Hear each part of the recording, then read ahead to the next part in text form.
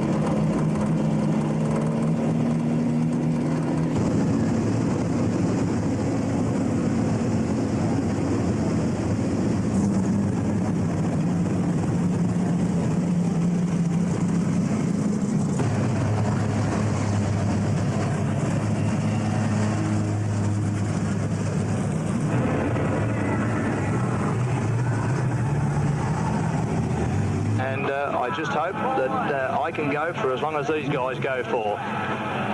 Mark Pagel on the outside. Graham West, that little Tirana will surprise you. It can fairly fly. The green flags are up and the lights will be on. 12 laps to go for the first. And it's on the outside, 34. Pagel with a pretty good start. But the Bendigo driving. West has got to go all the way across one already. Is there going to be some damage? There will be damage to 3 or 4 cars in that. And have a look at the drag into the Deakin Avenue corner before the light comes on. And we don't want too much damage. Where was Chris Waters? I think he got through that. Yes, the Pennzoil car's there. And I know there'll be a lot of locals riding on our local guys, particularly Chris Waters and Spider McCarthy, the two opposition camps. One in the Holdens, one with the Falcons, of course. Mark Pagel's in a VP Commodore. He's from Gympie. Gary Pagel is also in a VP Commodore from Gympie, the Queensland and the New South. Past the actual, the first corner then, and that's what the boys are going to be a bit keen. The track doesn't look too slippery to start with, but they will be very, very keen. Oh, just hit the fence.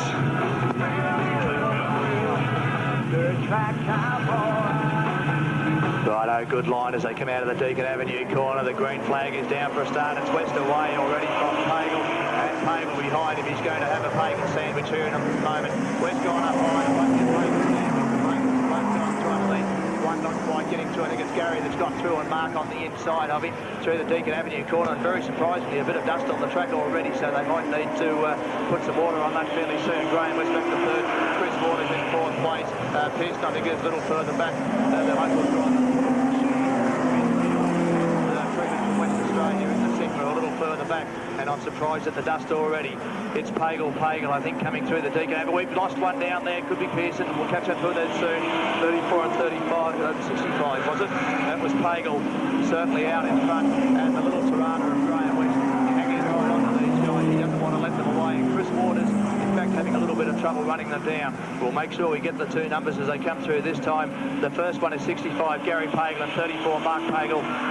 West, Chris Waters. Then car number 64 is Gardner, 38 is Sahansky, and the number 4 car will be Ed Pearson, the other one, and Paul Sheen will down 21. Freeman has been for a little excursion on the infield, but back now onto the track. Now they come again with 9 laps left to go, and have a look at these Pagels. I think they are brothers, the two of them, both from Gippy in Queensland, and they're not going to let each other out of the other guy's side. That's pretty close racing down the back straight, and Graham West, the 56 car, the Tirana, the LJ Tirana from Bendigo. I told you he was pretty good. He's hanging right on. In fact, he's going to challenge these guys. Chris Waters in the EL Falcon, the Pennzoil Falcon, another local, the South Australian champion, and he's been followed by another South Australian champion of a couple of years ago in Greg Gardner, but he's on the way back. Have a look at him down there now, passing the slower car, and that's a West Australian champion. I'm calling it a slower car, so maybe I'll have to bite my tongue. Still the first three in that order, no changes. Gary Pagel, Mark Pagel, and Graham West. Chris Waters getting around the outside and Freeman okay. No problem there into the Deacon Avenue corner again. We're down to about 6 laps to go. It'll be 5 past this time. It's Pagel, West. They've been racing like that, in fact, a little bit closer for most of the race. And look at West, a little Tirana. It's like a fox terrier. He's going to nip at the heels of these two guys, and don't be surprised if he picks up another placing before the race actually finishes. The Tirana has got more toe than what you would believe. Right on the tail there of Mark Pagel in the 34 car, number 4 on the side. And Mark Pagel now having a go at Gary Pagel. These guys know what it's like to win big titles. They've done it before, down the back straight past the Coca-Cola signs, and 4 laps to go. It'll be 3 when they come past. The other guys have spread themselves right out. I thought they might be a bit closer than that, but these first 3 certainly are going to make a race of it with 3 laps to go all the way to the finish. And keep an eye on the Bendigo car, the little Tirana of Graham West. He's going to hang in there and pressure these guys. A slower car might have something to do with it. 2 laps left to go when they come past. If they get caught up behind Higgs, anything could happen. That's often where guys lose races if they don't pick the right line. Chris Waters, he won't want to finish much further back than this during the night. He is not making up any ground on these guys. In fact, possibly has lost a bit since the start. Now, here's the problem. We're coming down to a bit over a lap to go. They've got to get past Brendan Hicks from Renmark. And Gary Pagel looks like he's got through. Mark Pagel will get through. And Graham West, who dropped back a little bit, is going to have to be satisfied, I think, with 3rd place. In fact, he has got caught behind the other Sigma too, I think it is, down the back straight. The checkered flag will be out in just a moment for car number 65, then 34 and 56. They were the first 3 cars. Chris Waters in 4th place. And as always here at the Timmis Speedway, we will get official placings and times and give them to you with car numbers and names, so you know exactly who is who. Righto, we haven't had much of a chance to look at who was down here. Manstead should be on pole. In fact, he's just pulled off. Brock Clifford, Steve Jordan, the car, he'll move up on the pole now as that guy has moved off. Well, they start with him down there. Craig Garlick, Paul Salou, Bob Bailey. They're away, and the 82 car will put Manstead out. Brock Clifford on the outside. Yes, Brock Clifford from Steve Jordan on the inside. We've got Paul Salou from Swan Hill looking to make a move through the inside there. And I can see the car of Bob Bailey. That's a nice, easy one to pick up from the Hume Weir.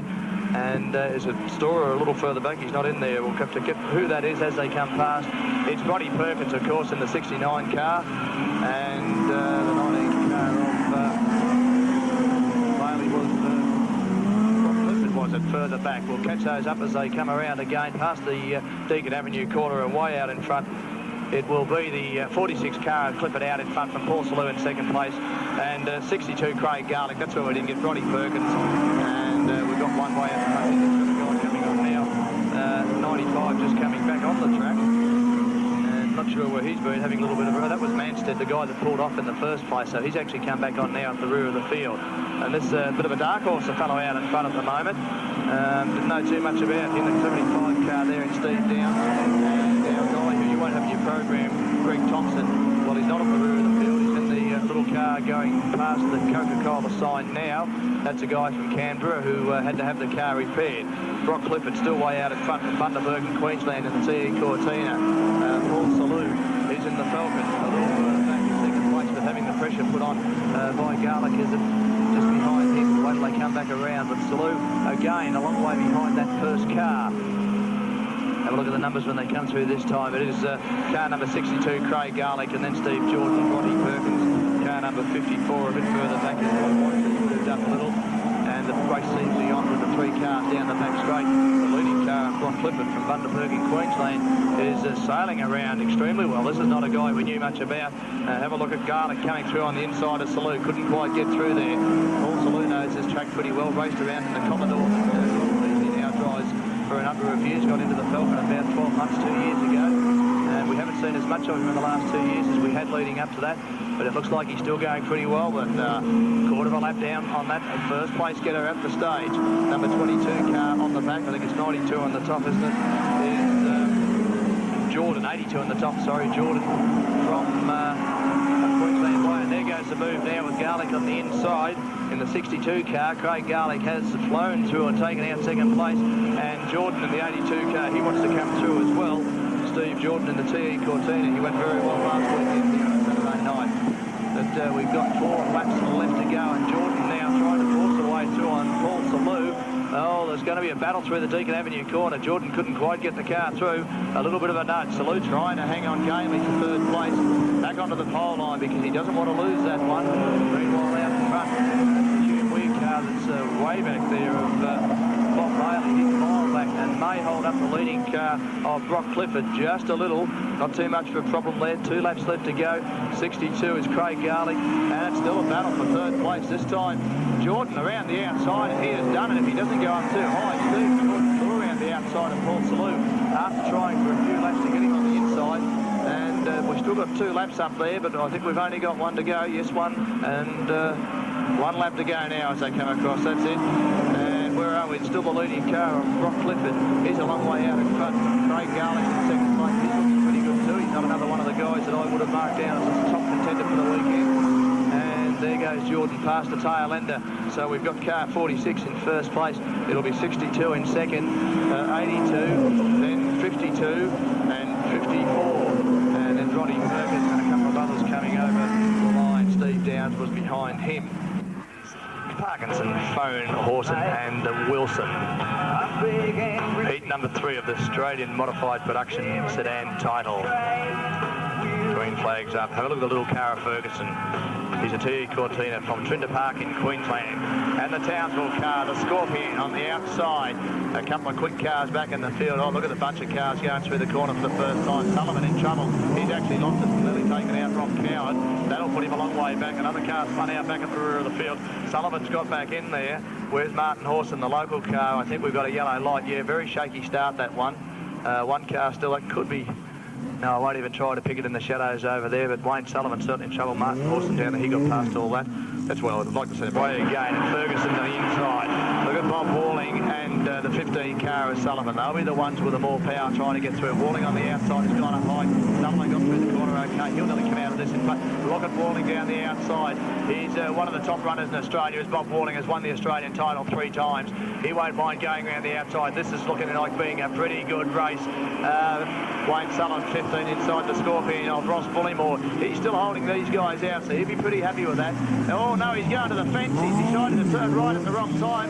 A couple of others hit the fence. The 42 car down there, that was Ferguson that got into a lot of... He's still somebody else in trouble. Is that Martin Horson with the 70 on the side, way back at the rear of the field. He was having motor problems this week. Wayne Sullivan, Bob Wallings, Ross Bullimore, Peter Jacobson's in there with him. Blackwell, I think, on the outside. Andrew Blackwell. And who's the guy going to the fence on the other side? Didn't pick that one, but we'll worry about the leading cars because they seem to be going all over the place. Martin Horson is back at the rear of the field.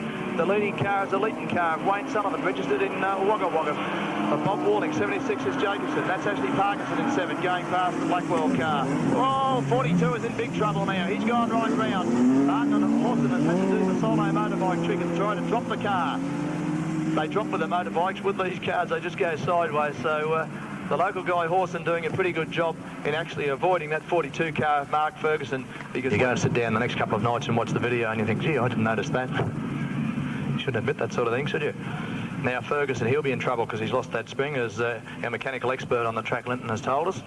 And he did know that it wasn't out of the lounge suite, so that was fair enough.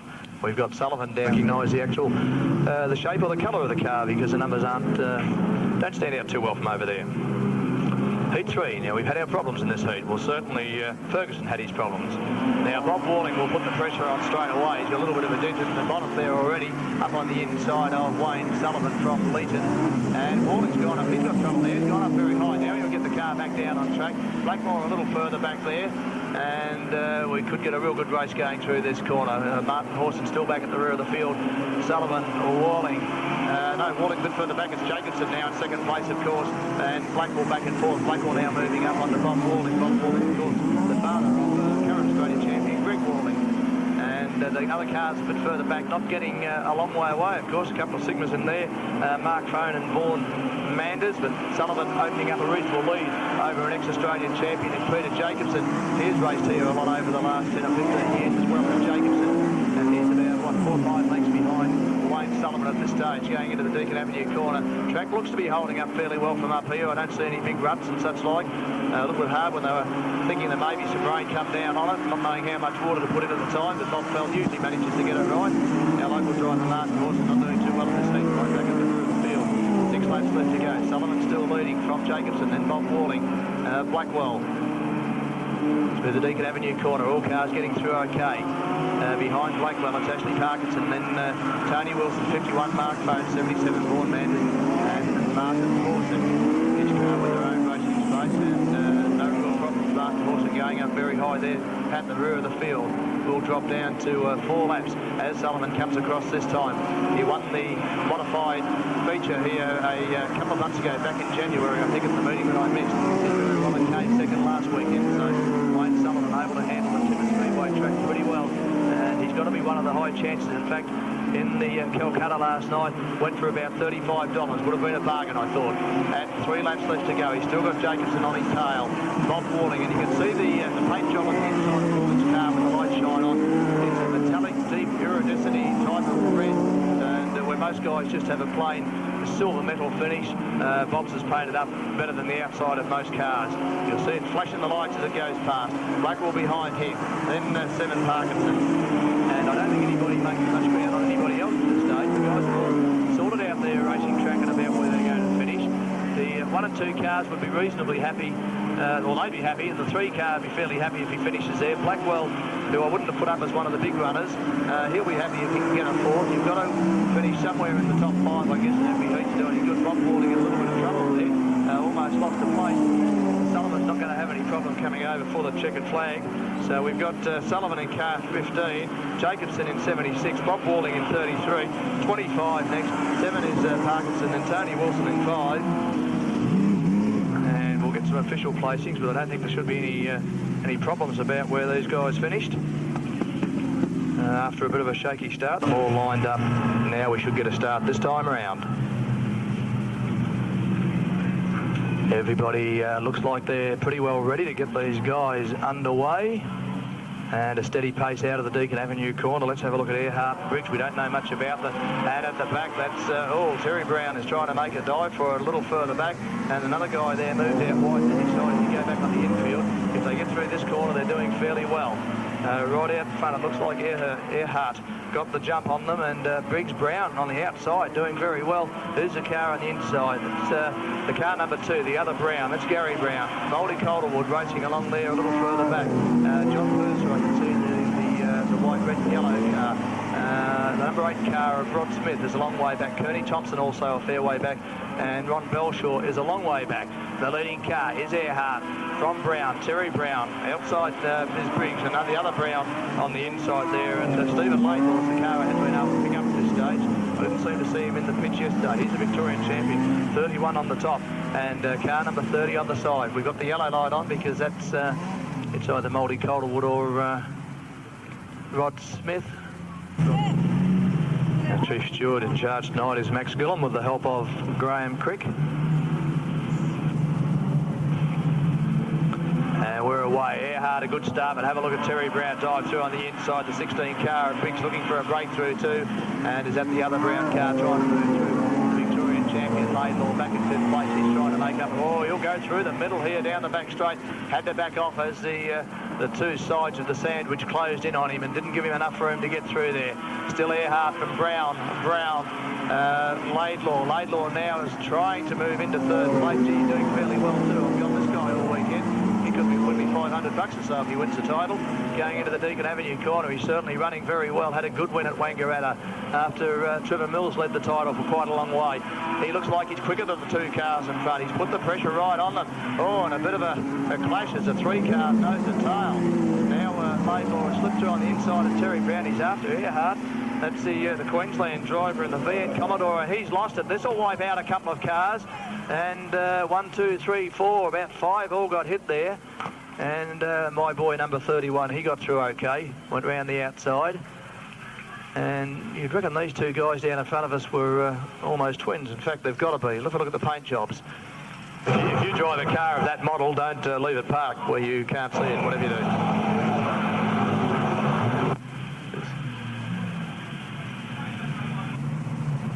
For tonight, and some of those tail enders, particularly the guy right at the back, will want that to be bunched up a bit. He's going to pick up a placing already because Ronald's a bit slow. Have a look at Terry Brown. He's been a little bit of a dark horse and right up on the pace as he goes through on the inside looking for a first placing out of that first corner. But Earhart is good enough on the outside to keep him back there. John Purser back in 3rd place. Kearney Thompson's right up there with him in 4th.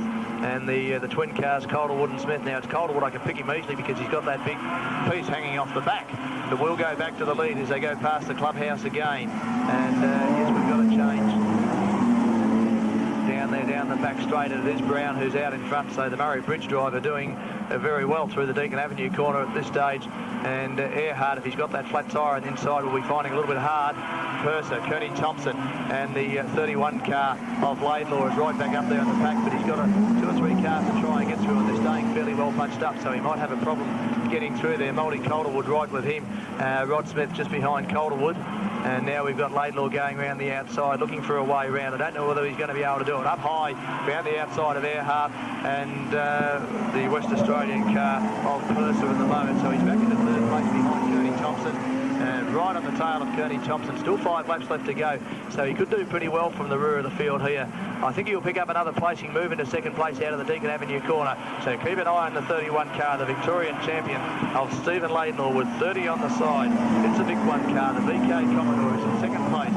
The car in front is an XF Falcon of Terry Brown from Mount Barker with the South Australian Speedway Drivers Association. I think I said Murray Bridge, but actually a South Australia registered car. Same thing you might think. Going into the clubhouse corner, and this time Laidlaw on the inside. He's going very, very well on the inside of Brown. Can Brown hold him out? Purser almost clipped the fence. Laidlaw back right off to let Brown go. He hasn't got too many laps left to go now. It'll be down to 3 when they come past this time. Right on the pole line, up high now as they do down the straight, trying to go around the outside. Is Laidlaw going to have the pace? I think he has. Right to the fence. He smacked the fence. He's going to lose a couple here, and he smacked the other car. That's Kearney Thompson. John Purser's going to pick up another place on him. The white lights will be on and the white flag out for 1 lap left to go, and they come past this time. He's dropped back to 3rd place. Purser in 4th with a bit of a bang in the front of the car. A little bit of damage starting to show. And keep an eye on the Victorian champion. He's looking to get back at least to 2nd place. He's gone up high past the Coca-Cola signs into the Deacon Avenue corner. He's right on the tail of Kearney Thompson from Bendigo. I don't think he'll pick up the placing though. It's 39. Brown, Thompson, only just. In, what's Thompson's number? 44, I think. Then the 31 car of Laidlaw. And in 4th place would have been a Purser, I think. John Purser in the... Righto, official placings. We should nearly have them there now, I think.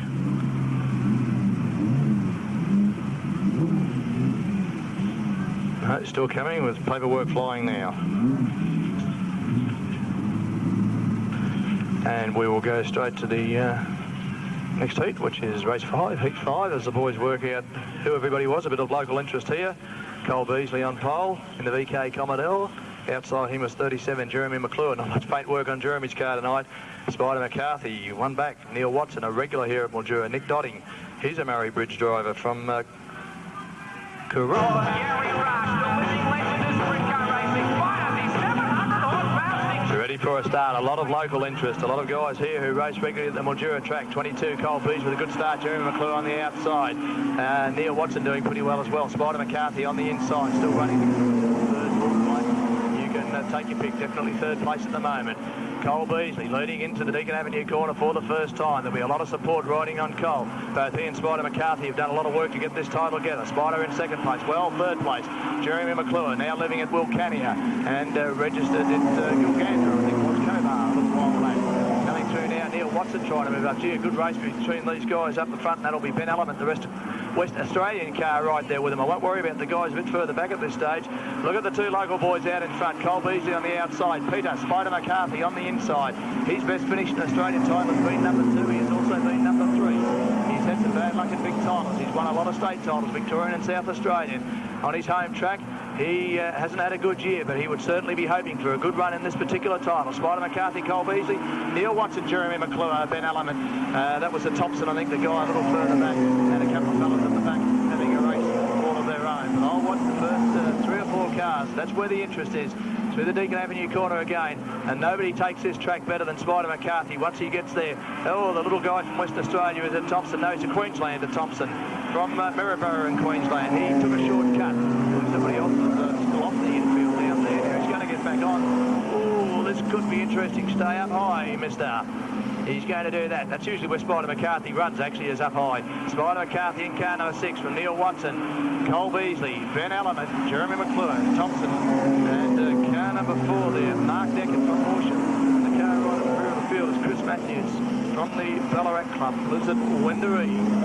And what have we got here? Going past just a slower car, and he's been told that he is being passed. That's the other car with 6 on the side, which is Chris Matthews. Looks like Spider's got some opposition there, but that's not really the case. And this stage, in second place is Neil Watson in the 17 car from Cole Beasley in the 22, the Auto Pro car. Ben Element from Western Australia, a little further back. Another car down there still being lapped. Cole Beasley in third place. That's Spider McCarthy. He's well out in front. Looks like doing it pretty comfortably with 5 laps left to go. It will be 4 when they come past us this time. The only flags being shown down there are the overtaking flag to the 96 car. So if you think that somebody's getting a warning or a black flag, don't panic about that. It's just to let that guy know to keep his mind because he's been overtaken. As Watson is overtaking him right now. Still Spider McCarthy from Neil Watson, and Neil Watson from Horsham, actually in the Ballarat Club with the VR Commodore. Spider McCarthy in the VK Commodore.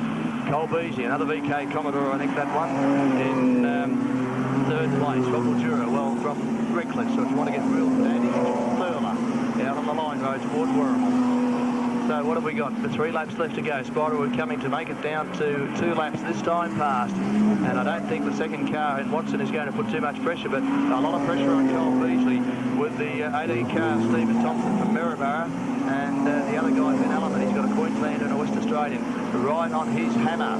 So Cole Beasley won't want to slacken off too much there. Watson's still in second place. He's a long way ahead of the third place car. This is where the battle is at the moment. 1 lap left to go. Can the Queenslander or the West Australian pick back the local guy, Cole Beasley? Oh, washed off a little bit of speed that time. Seemed to get around too far. Now a nudge on the inside. And we've got trouble down the back straight. That's lost Thompson. He's in all sorts of problems. The checkered flag goes out to Spider McCarthy. Then 17. And Cole Beasley still in third place. The 18 car in fourth. And a bit of a mess as they came across the line then.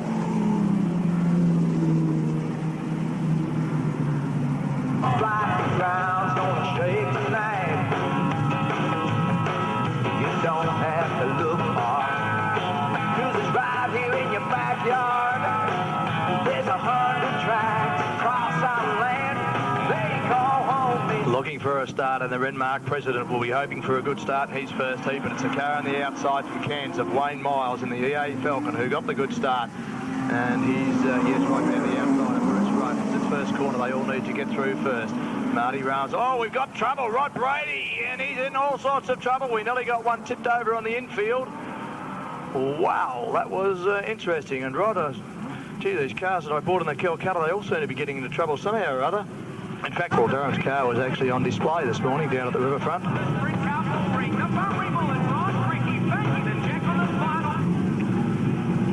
Let's see if we can get a... Well, we got a good start. It was down the back straight that we had all the problems, and that put Rod Brady right back at the rear of the field. So they're away this time into the first corner, and again it's that car of Wayne Miles. Got a good start after a good big bunch going down the back straight. Do they straighten up Brady up near the fence again? He seems to like that fence. Have a look at Max Carlin in the Cortina trying to pick up a few placings on the inside of Rams. Bit of smoke from the car of Rod Brady. Still Miles out in front of car 86, Jason McKinnell. This looks like the... Oh, I think somebody might have just blown a motor with that Miles. Something went back and a lot of smoke out the back, but we'll find out. Have a look at the batch of cars past the Coca-Cola sign. And they're going left, right, and every which way and loose, I think.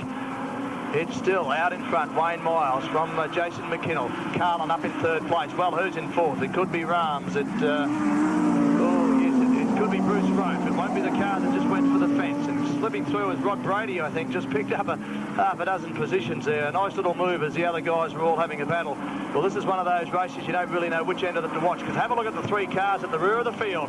Now, that's racing the way we like it. In fact, there'll be four of them. And at the same time, McKinnell's in trouble in the front of the field. Came back and lost Carlin. I told you to watch this guy. He slipped through in the first place. McKinnell in second. Miles. And is that Marty Rams right up there pressuring the big guys? Let's have a look when he comes across. I'm sure that's Marty, the only red car in the field. That is Marty Rams doing very well against some pretty good opposition down there. But the other end mark driver, Bruce Rope, is now back at the rear of the field. Miles has got smoke coming out of the car, and he's dropped back a fair way now. Max Carlin in the Cortina. He's running first, and Miles dropping further and further back. He's gone. 86 is Jason McKinnell in the VK Commodore from Hillsville. He's a member of the Alexandra Club. I think probably the only car from the Alexandra Club that we've got here. Down the back straight, and is that Miles finally pulled out? It looks like it could be him. Just, what have we got, about 7 or 8 cars left in it. Max Carlin with the pressure being put on by 86 McKinnell. 32, Anthony Christie. I hadn't called him before in this particular race. A little behind him is the red mark driver, Marty Rams. And a bit further back, Rod Brady trying to get past the car. There he goes now with a big dive and a big clash, and I think it might put them both out. Over the end, and into the fence. Bruce Rope left the ground as Rod Brady came. That was Overall, the other car. As Rod Brady came to underneath Bruce Rope, and Bruce was soaring there. That's a little bit like Vaughan Manders performed last night. We will get a restart with 5 laps left to go, and Max Carlin in the TE Cortina out in front. He knows what it's like to win titles.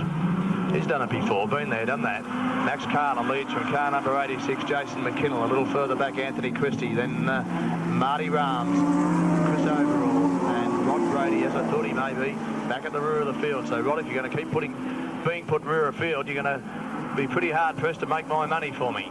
Through the Deacon Avenue corner, no problems there. They're all spread right out. Rod Brady catching up to the 2 guys in front. I don't think he likes running last. He's been a pretty good competitor for a number of years. Lived in Broken Hill for quite a while before moving to Adelaide, and when at Broken Hill used to race down here at Mildura on a regular basis with the McClure boys, of course. Through the Deacon Avenue corner, and I don't know if Max Carlin's going to have too much trouble holding McKinnell out.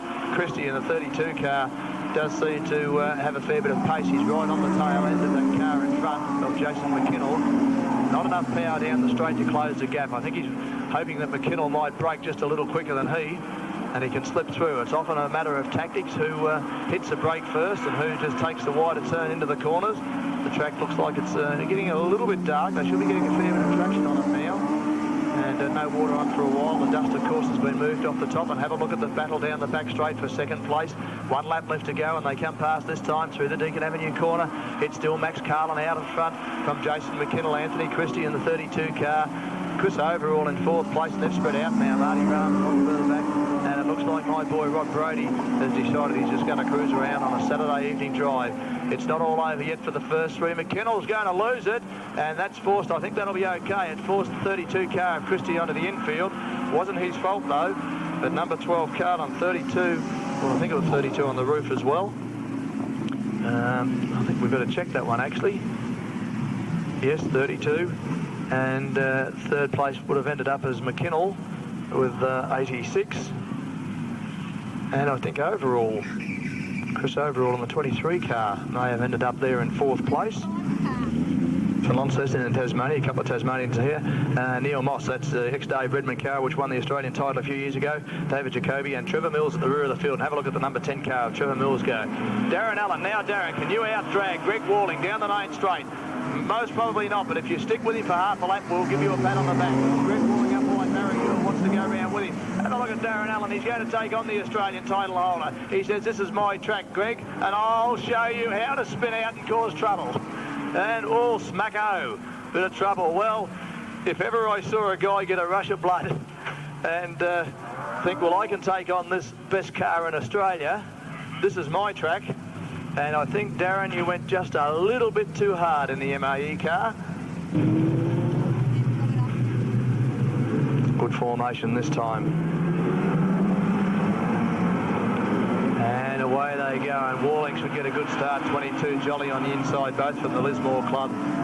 Jolly on the inside, going to stay with Walling, going up high. Jolly getting out wide. That'll allow the other car there to come through on the inside. Barry Yule's right up there with it, and that car on the inside must have nearly been... couldn't pick it up. They're going all over the place.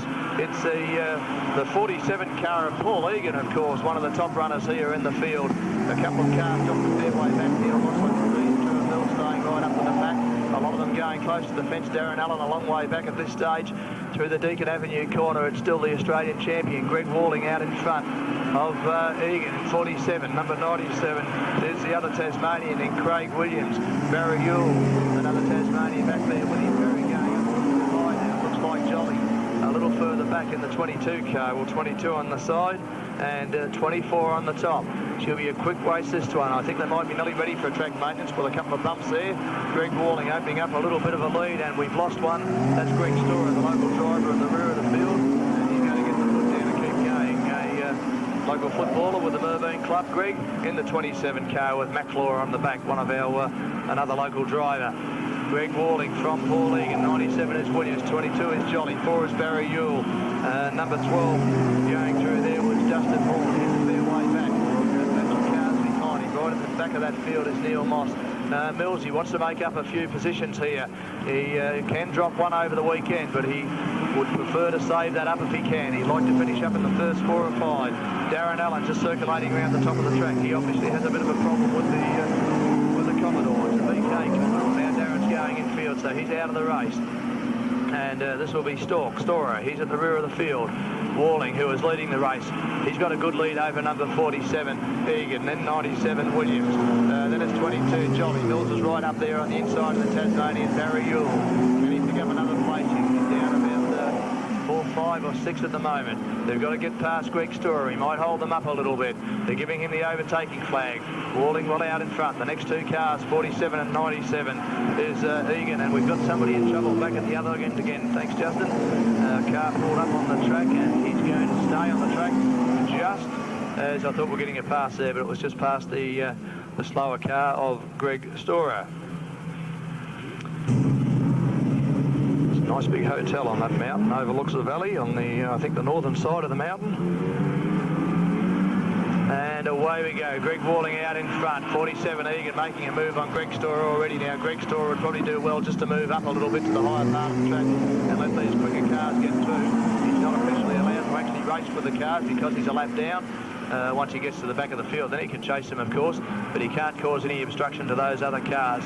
Greg Walling, Paul Egan, 97 is Williams, 22 Jolly, Millsy in there, Yule and Dustin Horn having a real battle by themselves, going past the mid gates now. All a couple of bumps appearing on the track there. One of those cars jumped just a little through the Deakin Avenue corner, still out in front.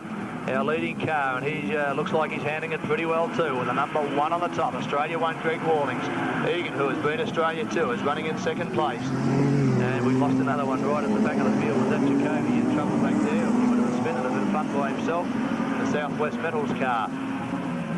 And nobody... Oh, Greg Storer, what are you doing on the other side of the track? He's trying to damage the Cavs Car Centre sign. Barry Clark will be on your case.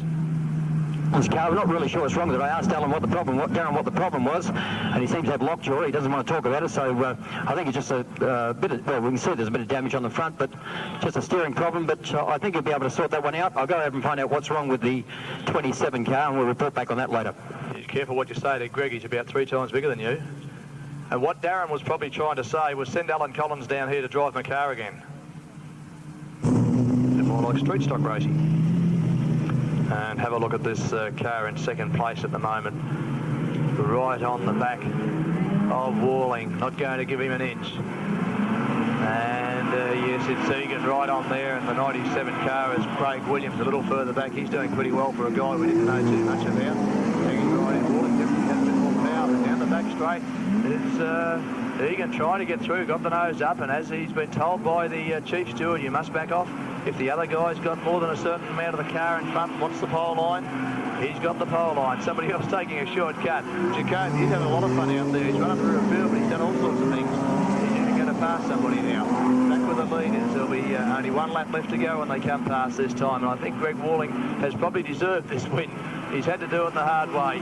The 47 Egan, then 97 Williams. Millsy's got up there. Barry Ewell, Neil Moss, Dustin Horn, Jacoby, and Jolly in that lovely looking car is right back in the rear of the field at this stage. Probably no doubt about the winner unless something happens. But boy, we've got to have some changes in the minor placings and have a look at Millsy come through. So we've got car number 1, 97, no, 47 and 10. Well, Trevor Mills did finish up 4th, so that won't be too bad for a rear of the field start in a full field. The 11 car started, Millsy at the rear of the field, and has finished in 4th place. So Darren Saharsky will have a big job if he wants to jump Max Carlin at the start. The track a bit slippery, it's going to be a little bit dubious going out wide to try and take him right down the outside. Good big field of cars for Heat 8, Heat 1 of round 2. Carlin with a good start. Saharsky rides with him. Car number 54 is Ron Watts in 3rd place. Watts will go onto the inside. John Purser back there looks like he's dropping back a fair way. Watson, I think, has moved up. Is that the yes, it was Neil Watson moved up there. It's very embarrassing when you get the wrong car and the wrong heat, actually. A few bits of bunches and bumps and such like going through there. There was Jacobson going right around the outside. Steve Jordan was on the inside of him in the Cortina. He's running forward. Jacobson is not frightened of taking the outside line. They're very close to the outside fence. But look at Carlin in the Cortina out in front. You'd reckon that track was absolutely dry and perfect. It can't be too slippery the way he's going. 54 is Ron Watts from Leeton in 2nd place, and Carlin leaving them all for dead. It could be an interesting race between the rest of them. I can see Purser back there. He seems to be dropping back. It's Watts up there as well. Saharsky hasn't dropped too far back. I think that's him in 3rd place. Watts is in 2nd. Saharsky, Jordan, a bit of a coming together with Jacobson. Neil Watson a bit further back. Steve Downs, the 75 car, also back there. Look at Max Carlin. Is he looking good for the title? Way out in front. None of these guys will catch him. Have a look at the way that Cortina's cornering. The number 12 car out in front. Watts in 2nd place. Saharsky still holding down 3rd from Steve Jordan from Queensland and Peter Jacobson, the Victorian. Those 3 guys are going to have a battle before they finish. Ready to go down the back straight. Jordan on the inside of them. Saharsky, he'll take him through the Deakin Avenue corner, but Saharsky says no. He's going to hang on to that line. Jordan has got the nose in front. Jacobson looking for a way through as well. Jordan came out of that vest.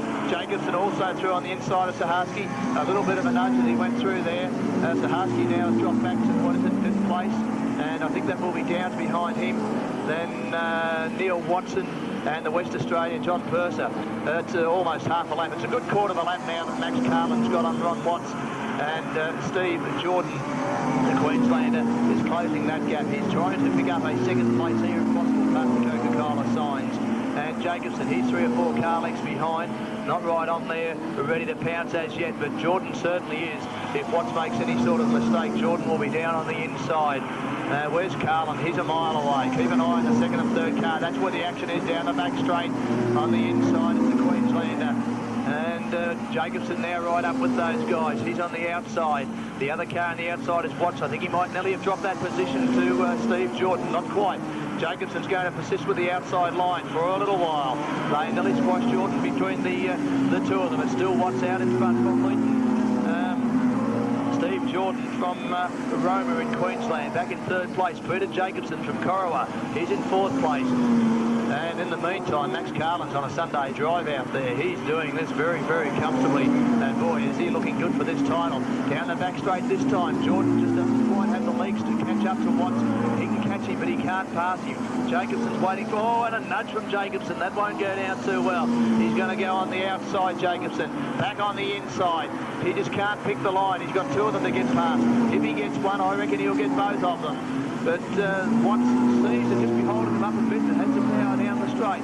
1 lap left to go for Max Carlin, who's out in front in the TE Cortina. In second place, it's still Watts from Jordan Jacobson. Then it's Downs, and a battle back here a little bit further. 18 is Thompson from Saharsky, Neil Watson. 32 is Christie, and 59 will be John Purser. The last corner now coming into it. The Deacon Avenue end of the track. The checkered flag is out for Max Carlin. The minor placings won't change. It will be 54. 82, I think, is on the top of that car. I keep looking at the side of it. And number 12, of course, was the first place. And in the excitement, I've forgotten who was fourth across there. It would have been Peter Jacobson, of course, in car number 76. Good race. A good race that holds together for the next 6 races. This heat, of course, sponsored by Septone Car Care. This is race 9. Heat 2 of round 2 of the Australian Modified Production Championship, and it's sponsored by Septone Car Care.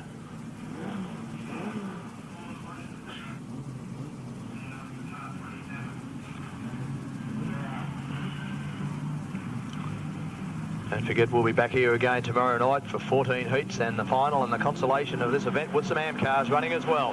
They're away, and look at Walling round the outside. He's going to try and take them all on before the first corner. Well, he got up there a bit, not quite. This will be a battle. Chris Waters and Greg Walling. Chris Waters, a South Australian champion in the Falcon, and Walling in the Commodore. He's a Tasmanian and Australian champion. What a race it'll be. Behind them, Greg Gardner, then 24, Jason Jolly. Number 5 is Pagel, a little further back. Paul Saloon. I'm not going to ask what championships they've won because I'd be taking me half an hour to commentate on each lap, because I reckon every one of them's got a state title under their belt at some time or other. Chris Waters has gone out wide. Walling's going to stick to the pole line. This could get exciting. The Pennzoil car in front of the Kibbles car. The Pennzoil car hanging on at the moment with the local guy. And I'll bet the crew are down there getting fairly excited. They know that if he can beat Walling in this heat, he's in there with a chance, because Greg Walling is the pace setter and has been for a little while. It's Chris Waters from Greg Walling. Greg Gardner in 64, Jason Jolly, 65 is Pagel, Paul Salou, Trevor Laidlaw, Cole Beasley and Mark Fone a little further back. And as I said before, poor old Ron Belcher, he won't know what's hit him in this heat. He's racing down there with the best cars in Australia, and he's had trouble getting his car on the track this season. Chris Waters just maintaining that 1 car length between himself and Greg Walling. In fact, the 1 car length is closed right up to almost a bumper bar in it there for a while.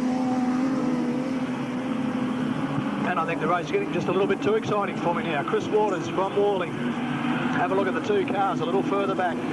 Greg Gardner now in front of Jason Jolly, and the yellow light's on. So what have we down? Chris Waters has lost the wheel, but look at that, Alan. The wheel head towards the fence, and Chris Carr sort of come to a good stop. Of course, losing a wheel in that situation, you're fairly lucky to just stay on. That's the problem that Chris Waters has actually had for the last, I don't know how many years. I'd say Chris Waters has lost more wheels while racing than any other driver I've seen. And that won't be a very popular thing to happen with the crew, because, wait on, he's off again. There's something up on the track, isn't there? It might have been another car that lost the wheel, Alan. There's another car down there. There is another car stopped. Chris Waters Let's hope it in a wasn't very Chris. big hurry. Maybe he stopped to avoid the other car. Maybe he saw it. And that was a great race too, the final of that. You got Paul Salou, 1 up there, and then Gary Pagel holds 2 state titles. They've all got state titles, I had them, Justin, so it's a pretty good field of cars. Righto, Waters with a good start then, so he's maintained the lead. Nothing has changed for Chris Waters. Greg Walling, he punches right up the corner. He cornered very well, though, Walling. And then Chris Waters with a bit more grunt down the straight. That opened it up to a car and a half between the 2. And into Deacon Avenue corner, Walling not quite closing it up this time. Down the straight, have a look at the difference. The Falcon, didn't open up as much that time. Walling seems to like the clubhouse corner. He closes the gap. Only a couple of metres between them. Down the back straight, didn't change. Walling changing his tack. He's gone up high. Going to try to dive down on the inside of Waters. He's going to hang right onto that pole line. He knows Chris Waters goes up high. This will be a battle. Greg Gardner is back and forth. Jason Jolly now in third. Gary Pagel back in fifth. Also a little further back. Trevor Laidlaw behind him. And I don't think we'll worry about the others. Let's go back to Waters and Walling. The 2 W's down there, the Victorian and the New South Welshman. And Chris just maintaining that lead. There's 4 laps left to go. Can he hang on? He doesn't want anything to go wrong. trying to dive down on the inside. He got the opening, couldn't quite get there. This will be an interesting corner. Walling's got the car up on the inside of Waters. Still couldn't do it. He's got, 3 laps left to go. He's going to try everything. Chris Waters has gone up wide. Gives Walling the chance to come through on the inside down the back straight. Greg Walling dropped the nose up there. Chris Waters is going to have to let him go through because Walling has just got that little bit far in front. I don't think he'll quite get there side by side down the main straight. Walling now has the edge. He's on the inside. Waters will be looking for extra traction. And then Blood will really be rushing with these two guys now. Chris back in front. He's got the ascendancy again. Past the Coca-Cola side into the Deacon Avenue corner. Chris Waters, the local driver, the South Australian champion, just holding off the Australian one and the Tasmanian champion. 1 lap left to go. It's still Chris Waters in the EL Falcon from Greg Walling, the Australian champion, and that other guy's caught up. That's Gardner. Half a lap left to go for Chris Waters. And I reckon the final's going to be pretty much like this too. Through the Deacon Avenue turn. Waters will hang on, I think, in car number 9. Chris Waters in first place from Greg Walling. And it wasn't Gardner, it was 22. Jason Jolly, then it was Gardner. And boy, what a race was that one. And I know Gardner's side number 17, wasn't quite sure what the roof number was as the other guys. We forgot all about that. Great drive between he had to work for that. The Ford and the Holden out there, Alan. I think the Ford fans will be up clapping and cheering by now. Walling got it all written down so we know what's what.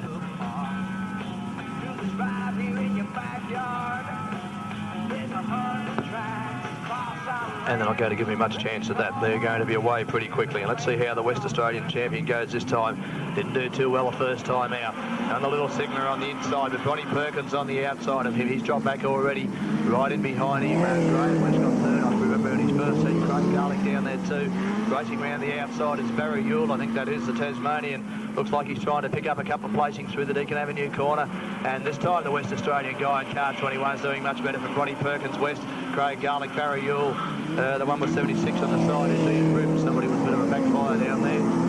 Story over there somewhere, Briggs, and it looks like Thompson didn't get to take the field. So back with the leaders. And once again, we've got a leading car out fairly clearly in front. Have a look at the battle between Ronnie Perkins and 62 Garlick. Graham West in 56, just behind him there. It's Craig Garlick in 62. Past the pit gate. Bit of a coming together almost. A couple of cars back in about 4th and 5th, and the car back at the rear of the field going to have a close look at the fence. And not sure just who that was. We'll catch him as he comes past. The leading car, the Sigma, is way out in front. And this is not Jacoby again, is it, surely? I know it is our old mate. It's Thompson. I don't know why I didn't see him before. Must have been hiding down there somewhere. But Greg Thompson is down there, the guy from Canberra. Didn't pick him up at all before. Out of the Deacon Avenue corner, it's still Greg Freeman, the West Australian champion from 62 Garlick. Then it's West from Barry Yule. And a little further back would have been Ian Brims. I think, yes, Barry Yule just in front of Brims. Brims looks like he's trying to take him over now. Ronnie Perkins has dropped a long way back. I think Storer, yes, a fair way behind him. So a passing manoeuvre going on, coming through the Deacon Avenue corner now. That was Brims on the inside of Yule. Ronnie Perkins back a little further. Then it's Briggs from West Australia and Storer and Thompson from the ACT. Brims trying to make up a few points now down the back straight into the dig. Oh, a big thump there on the leading car, and I hadn't noticed that they caught him so much. The number 21 car has lost with, 6 laps left to go, lost that big lead, and this guy, he's over! There goes the West Australian, 1, 2, 3 times. And I don't know that the guy behind him will be getting any pats on the back for that. That was a spectacular rollover for the leading car of Greg Freeman. That car absolutely flew. Reminded me of the sportsman down at Thunderdome last year that flew 18 times, I think it was, in midair. Not quite that many, but that was getting fairly ferocious, the battle for the lead there. I'm not sure which one of those cars it was that seemed to. It could have been Brims, who was getting very, very keen to get through. Very, very strong roll cages. They've got all the gear. And just give him a couple of ticks, they'll have him out of the car and you'll get the wave.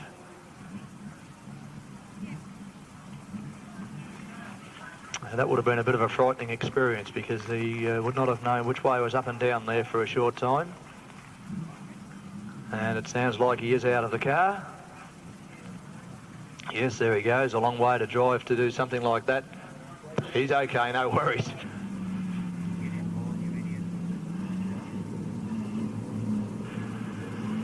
This time, have a look at the lineup. And the other guy's going up very high. I think that's why he's, yes, very, very similar start. But I think it's because Brims is actually going up very high and the other guys don't want to go with him. The green light's going to stay on this time. It's Brims from West, Craig Garlick, Barry Ewell. Then it'll be the West Australian driver in Paul Briggs a little further back. And we're going to lose one down there. We might lose a couple. Oh, smack. Yes. Greg Storr and Graham West, I think, down there, Alan. Graham West is a little guy, and I bet he hasn't seen how big Greg Storr is. Back, I don't think he had much control, though, when he backed into him like that.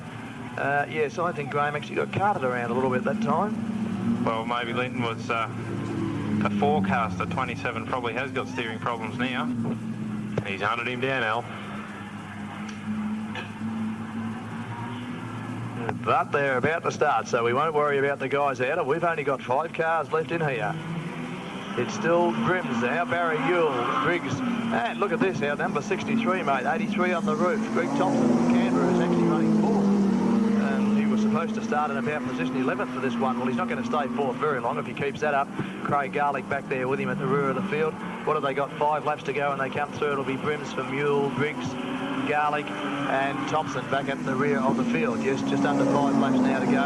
And I don't know what happened to Brims in the first heat. Brims certainly has fired up and has got that VN Commodore really motoring along now. Nice cornering there. He's worked out that if he goes up about the middle of the track, it might be a little bit further around, but it certainly hangs on fairly well up there. Barry Ewell from Lilydale in Tasmania to the Cortina. He finished about 6th in the Australian title at Murray Bridge 3 years ago, or 2 years ago, 3 titles ago it will be.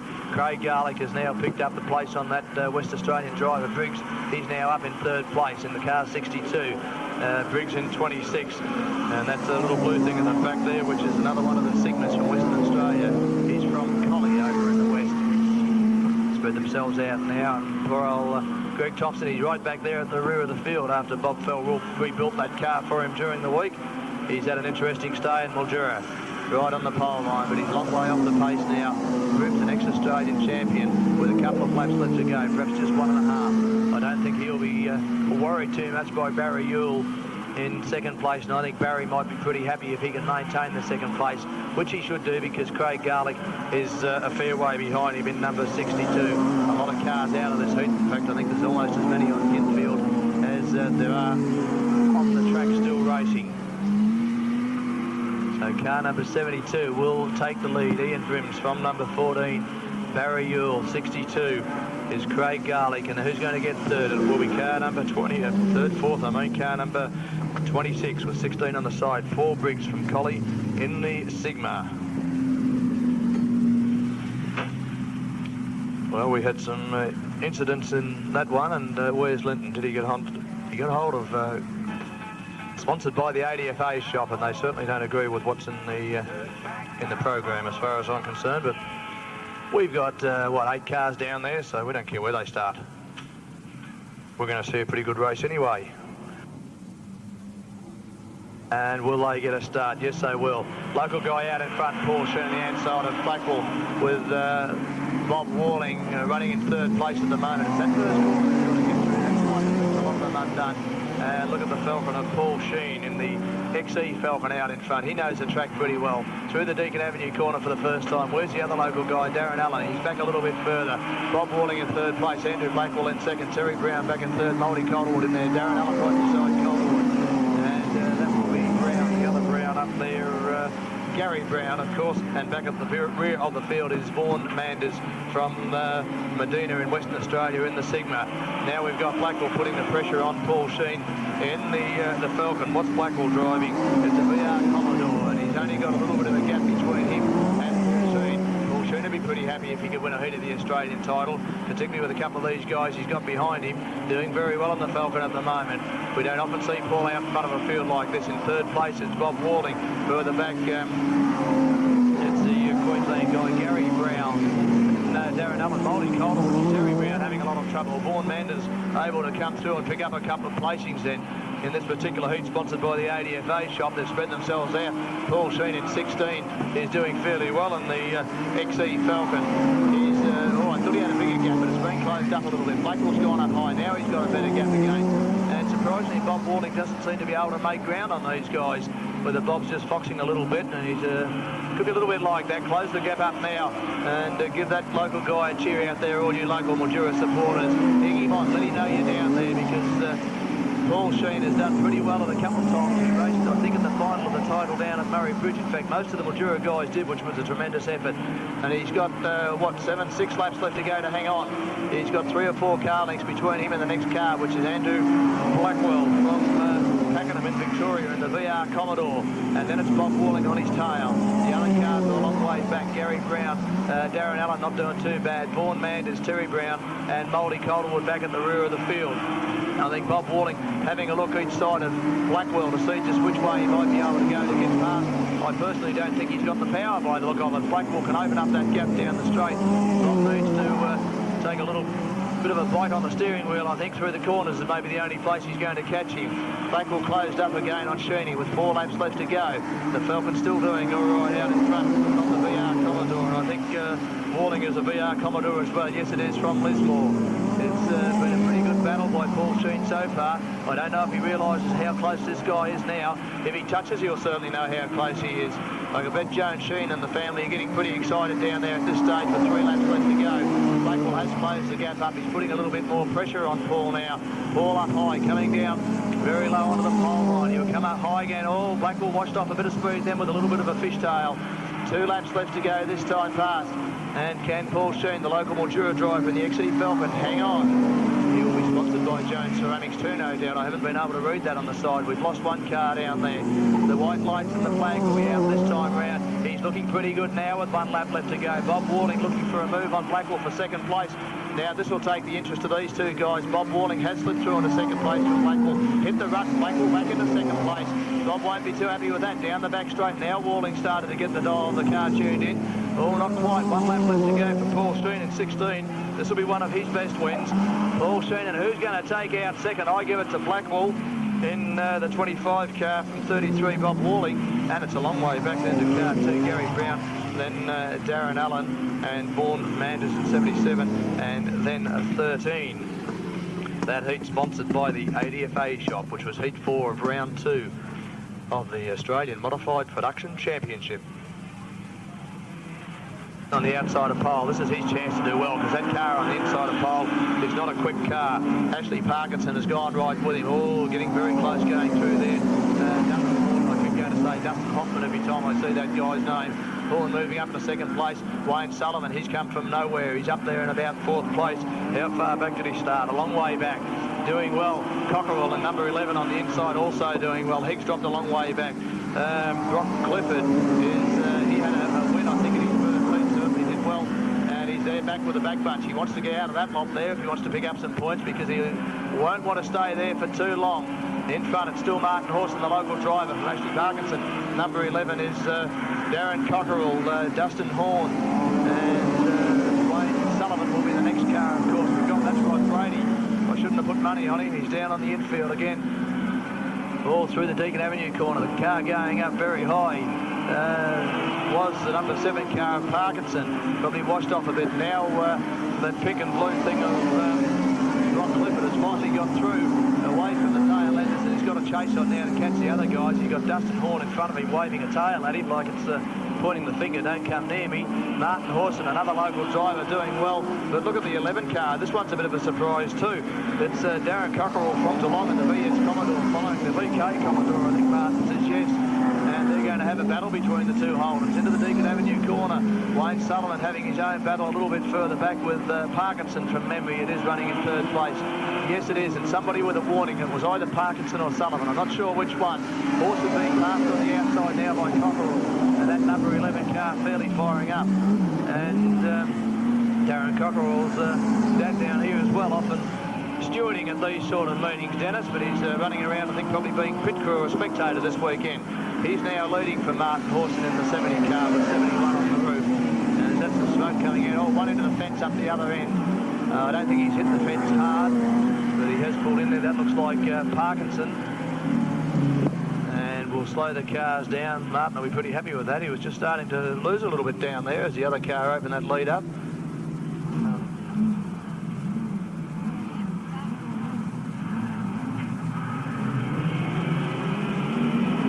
And they're away. Cockerell, a good start. Watch Sullivan go around the outside of Martin Horson. Not good enough to go all the way around the outside. He'll hang on. Oh, a little bit of a note there. I think he might have already got one, Morning. Up high on the backside of the track. Well, the pace down the back straight is pretty even between those two cars. It's the second and third one, I think the interest lies, and the fourth car, of course, too. Darren Cockerell out in front. This time Sullivan from the Wagga Club. About now on the inside of Martin Horse, and he's going to have trouble getting through there. He's got the wheel in. Oh, another little bit of a nudge. He'll go up high, but that car of Dustin Horn also trying to get past, and we've got Brock Clifford closed up on those guys as well. And then there is the warning flag coming out for Sullivan. I think that's 2 warnings he might have got, so Wayne Sullivan wants to be pretty careful down there. He's one of the top contenders for the title. He doesn't want to see that flag too often. Down the back straight, horses with a car length between them. The leading car, Cockerell, well out in front.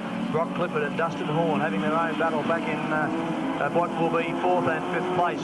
Following them is car 42, one I haven't seen there for a little while, in Mark Ferguson. Had some trouble earlier. Bob Bailey from the QMW Club, and then Brendan Higgs right back at the rear of the field. And I think Bob Bailey might be in trouble. Some smoke coming out of the rear of the car. And Higgs looks like he's in trouble anyway. He just can't keep up with them. Coming through the Deacon Avenue corner, still the leading car, Darren Cockerell, has a good lead over Martin Horson and Wayne Sullivan. Sullivan's right on the tail of Horson. There's only 2 laps left to go, but he just can't get past. Cannot get through, so come on, locals, give that local guy out there a bit of a rev. See if he can hang on to come in second. He's not going to catch the leader. 1 lap left to go. Wayne Sullivan, one of the top contenders, and he cannot get past Martin Horson. It's less than a lap to go. Darren Cockerell will take out the heat. Now Sullivan's washed off speed. He's gone up too high. His only chances if Martin Horson makes a mistake coming through the Deacon Avenue corner. He's not going to do that. It's number 11 in first place from number 71 on the roof, and 15, and I think it was 41 is Hoffman, and Brock Clifford also ended up doing fairly well there. It wasn't 41 on the roof, but it was Dustin Horn anyway who came through in that placing. That heat sponsored by Quell Fire and Safety was heat 5 of round 2. Remember, we have 3 rounds, and there's a problem there. A flat tyre on Parkinson's car, and he's got Victory Lane written on the side, but not with a flat tyre. From Bendigo and an EB Falcon. Neil Moss in an ex-Australia 1 car. It's a VH Commodore from Renmark. Trevor Mills in a VR Commodore from Corowa. Peter McCarthy in a VK Commodore. Keep an eye on Spider. The locals have done well in the last couple of heats.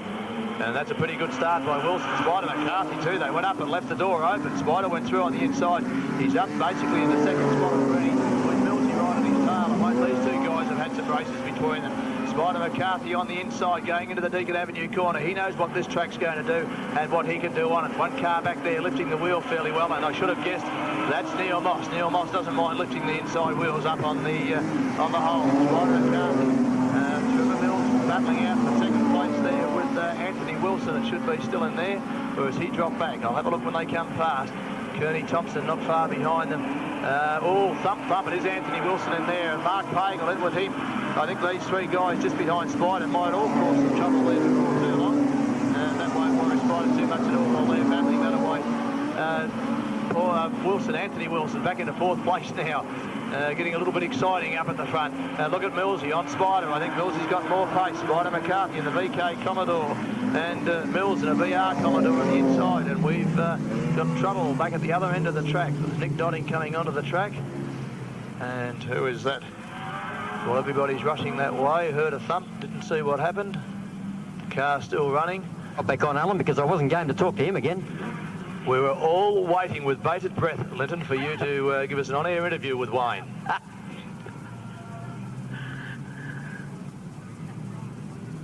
Trade, and locals going fairly well in the last couple of heats. Spider McCarthy currently leading this one with 9 laps left to go. And I tell you what, that's going to be a pretty tough 9 laps with Trevor Mills right on his tail.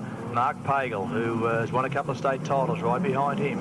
Anthony Wilson trying to pick up a placing already. Have a look at these 2 cars out in front. It's Millsy right on the pace. Spider with a little bit better handling going around the corner. 1 car left separates the 2. Down the back straight, and there's not much difference in the power. Millsy coming into the corner, perhaps a little bit harder than Spider.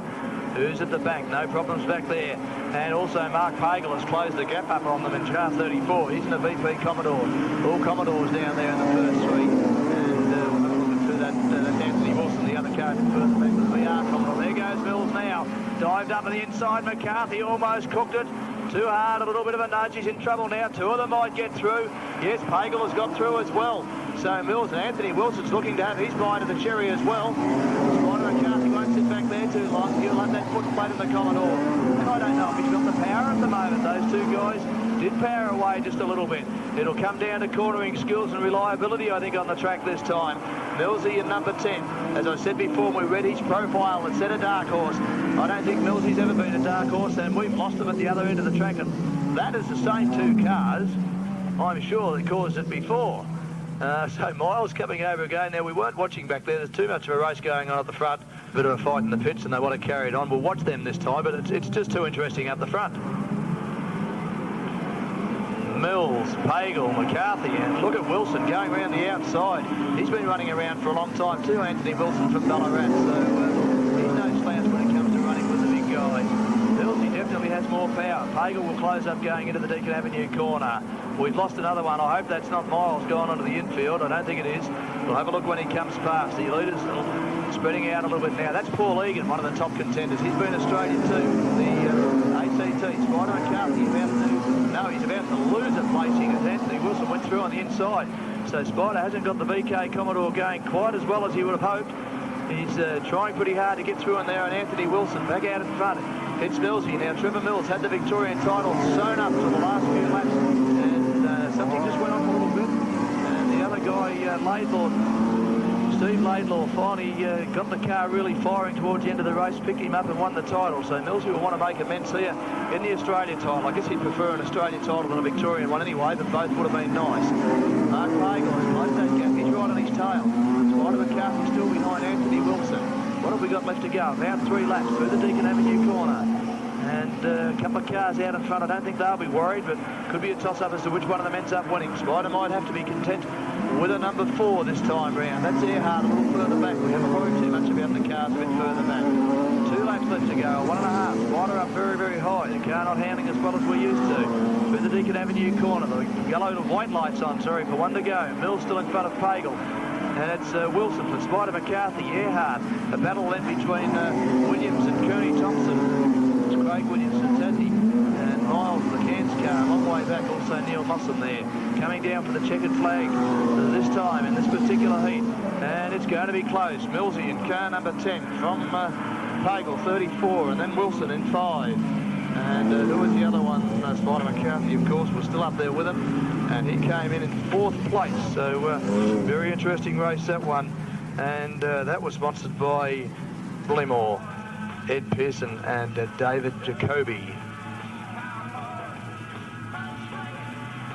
10 cars, and that's the number of names I've got written down, so we should be right.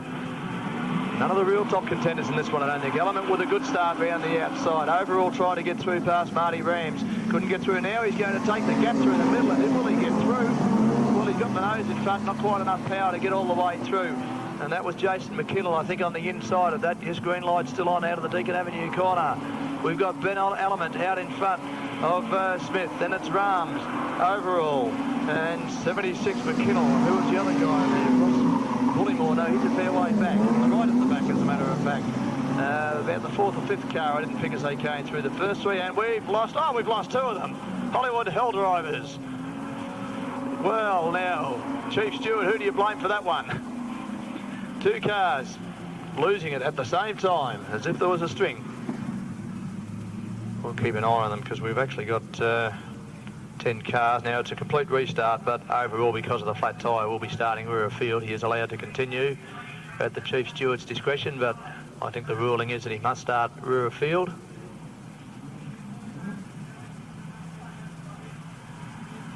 I forget that one. I might get a rock thrown up from down below us there. So Sunraysia Crash Repairs sponsoring Heat 7 of Round 2 of the Australian Modified Production Sedan title. And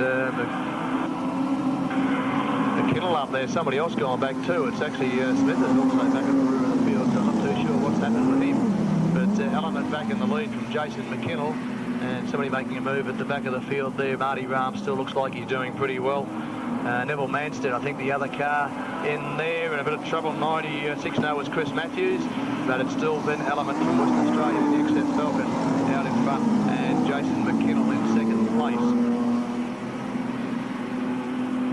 Through the Deakin Avenue corner, they've spread out, almost trouble with McKinnell, nearly lost it. But behind him in 3rd place is car number 96, Matthews. A battle then between Manstead, is it, and Marty Rahm on the outside of him. A couple of cars announcing there'll probably be another maintenance, I think, after this second round of heats. They have spread out a long way, and a couple of cars that started up front a long way back now too. But Element, he's been looking fairly good over the couple of heats that he's run in so far. And the Scorpion down there in the midfield, well, perhaps not quite the midfield. Ross Bullymore a little back towards the rear of the field, I guess. Who's pulled out here? This is Jacoby. He spent more time on the infield than he has on the track tonight. Ben Element still out in front, the West Australian, from Jason McKinnell. Then 96 is Matthews, and 95 is Manstead. And that's what I like, 3 abreast going through the clubhouse corner. Marty Raps decided it was too close to the fence being on the outside of those 3, so he'll come down and try the inside at the next corner. We've got an overtaking flag there, yes, for a car, Jacoby, at the rear of the field.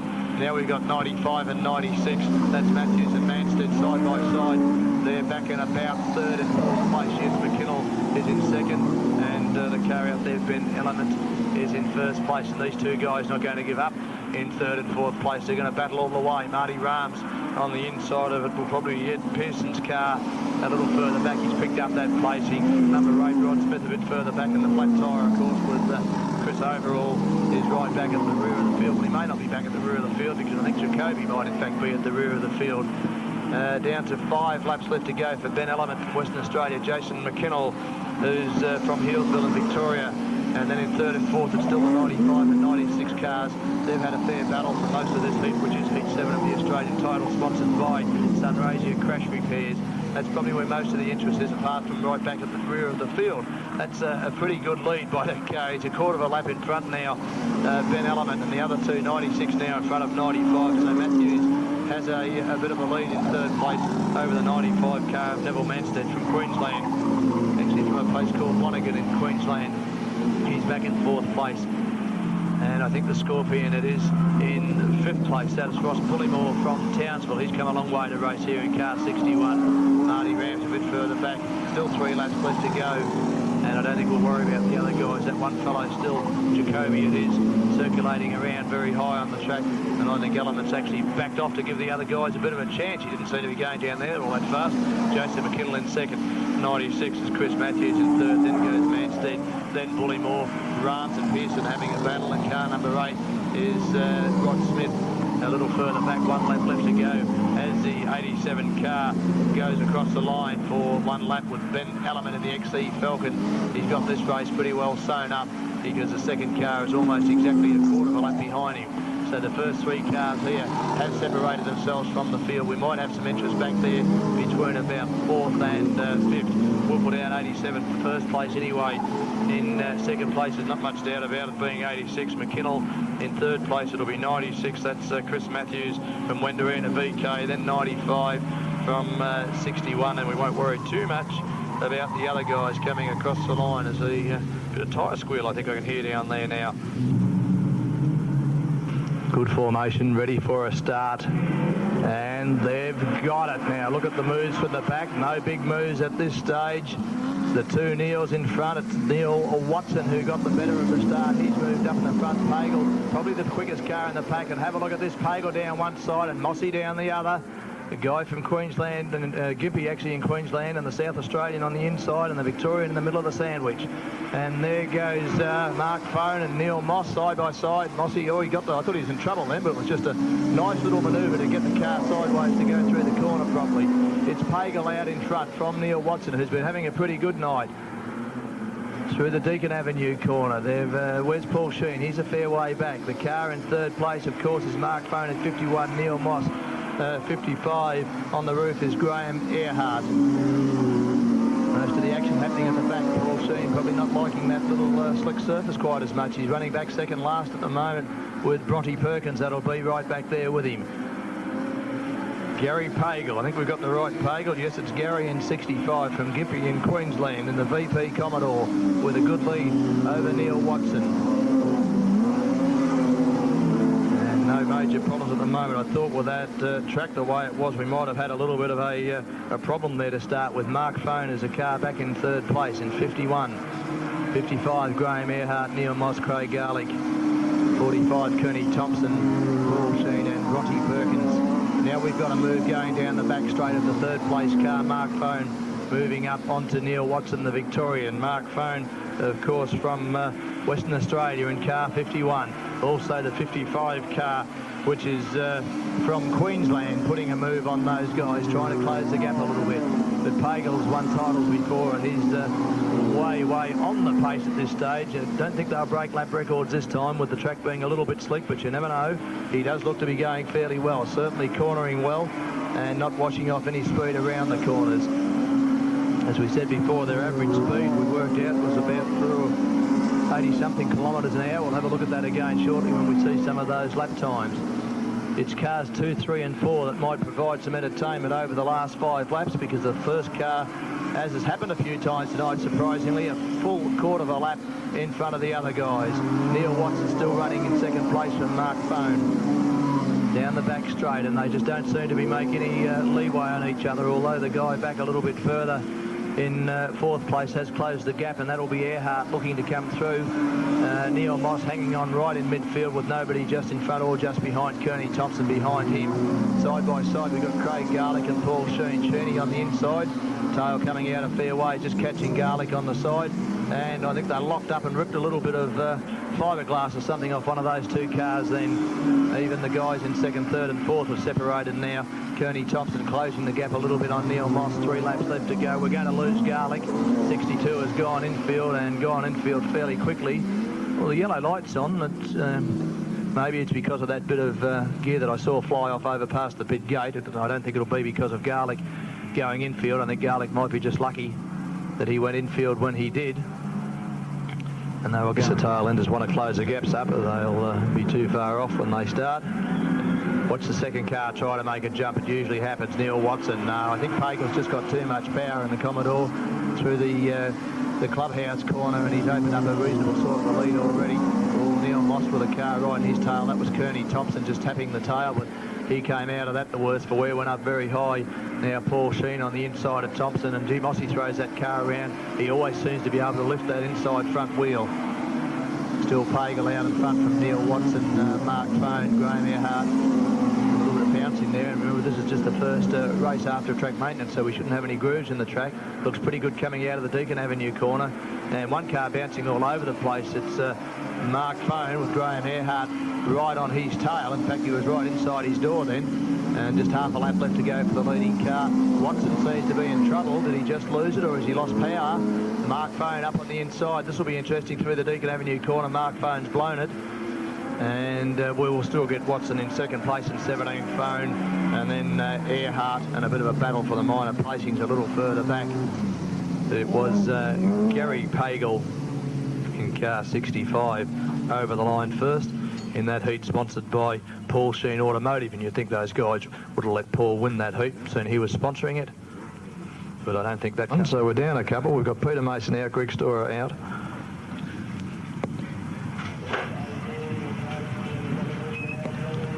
We've still got 8. Greg Freeman, of course, is out because he went whoopsie-doo down at the pit gate. So that gets me back to 7 cars, and they are away. The 97 car of Craig Williams with a good start. He's from Launceston in Tasmania in the TE Cortina. Have a look at Pagel around the outside.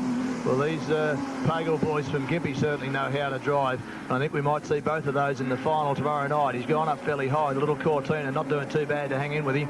Bob Walling in third place, Moldy Calderwood and Wayne Sullivan there. Jason McKinnell, and at the back of the field is Bob Bailey from Hume Weir. High on the other side, and although Pagel did get a good jump past those guys, he's not opening up too much of a gap at this stage.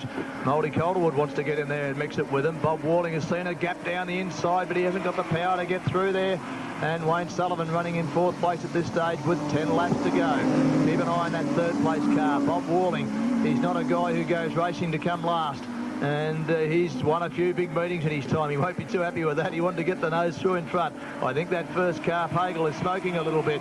Wayne Sullivan also looking to get past, but he's got a pretty good car in front of him to try and get through on. Wayne Sullivan from Leeton, registered with the Wagga Wagga Club. He's got the opening now on the inside of Bob Walling. The power is pretty similar down the straight. Walling's out just wide enough to let Sullivan get the nose in. Can he get through it? Still 34. Mark Pagel out in front. Now, I've forgotten who the guy, it was Craig Williams in second place from Launceston in Tasmania. The Lismore driver, Bob Walling, and then the Leeton driver in fourth place is Wayne Sullivan. Jason McKinnell a bit further back. Mouldy Calderwood and Bob Bailey from Hume Weir right back at the rear. We'll have a look at the guys in 2, 3 and 4. They're having a fairly ding-dong battle, and Wayne Sullivan, he wants to pick up a few more points. I think he'll make the final, but he wants to get up a bit further. Bob Walling on the inside past the Coca-Cola sign. He got his nose well in front that time of the little Cortina in front of him. It's taken him a while to get through. And the Cortina of Williams from Tasmania has been relegated to 3rd place. He now has to contend with Wayne Sullivan with 5.5 laps or so left to go. Sullivan doesn't quite seem to have the power. It's a pretty potent little Cortina, that one. He's making these bigger cars really have to work to try and get through. Still out in front, it's Pagel. Now we've got Sullivan on the inside of Craig Williams. Still can't quite get up there. The Cortina handling fairly well, cornering very well. Now Jason McKinnell's got onto the back of Wayne Sullivan. He's hoping to pick up another placing. Mouldy Calderwood a little bit further back. Still no changes out in front. It's Pagel from Bob Walling. And Craig Williams, he's dropped back a bit off those guys. Sullivan can't. Oh, and the wheels lifting on the McKinnell Cortina. And we'll get that right. Was that a Cortina of McKinnell's? It's a VK Commodore. Gee, I'm getting too excited. It's a Cortina up in front of him. And just 3 laps left to go. Perhaps it looked like a Cortina the way it lifted the wheels. And are we closing the gap on 1st place? I don't think so. I don't think Bob Walling's got the legs quite to catch up with Mark Pagel. And I don't know about that smoke. It could be tyre smoke, then it's coming only around the corners. 2 laps left to go for these guys. Wayne Sullivan still can't pick up that 3rd placing from the car in front of Craig Williams. Now he's got the nose in front. Still can't get through. Oh, McKinnell straight up into the back of him. Almost a nudge there. Don't know what that noise was. It came from somewhere. I think it might have been my brother's grandson, actually. And 1 lap left to go. We got the checkered flag already. No, I got distracted by that squeal in the background. It was another Collins wanting to take on commentating, I think. And Sullivan's not going to pick up that 3rd place. He's still battling away there as the smoke comes out of Pagel's car. 34 and 33. And he's going to hang on there, Williams, in 97. And one last-ditch effort by the 15 car of Wayne Sullivan. He could not quite pick that up.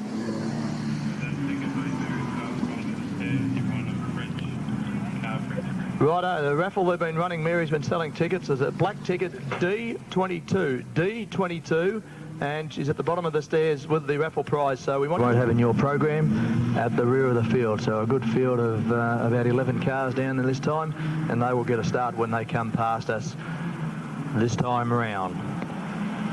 And Matthews with a pretty good start now.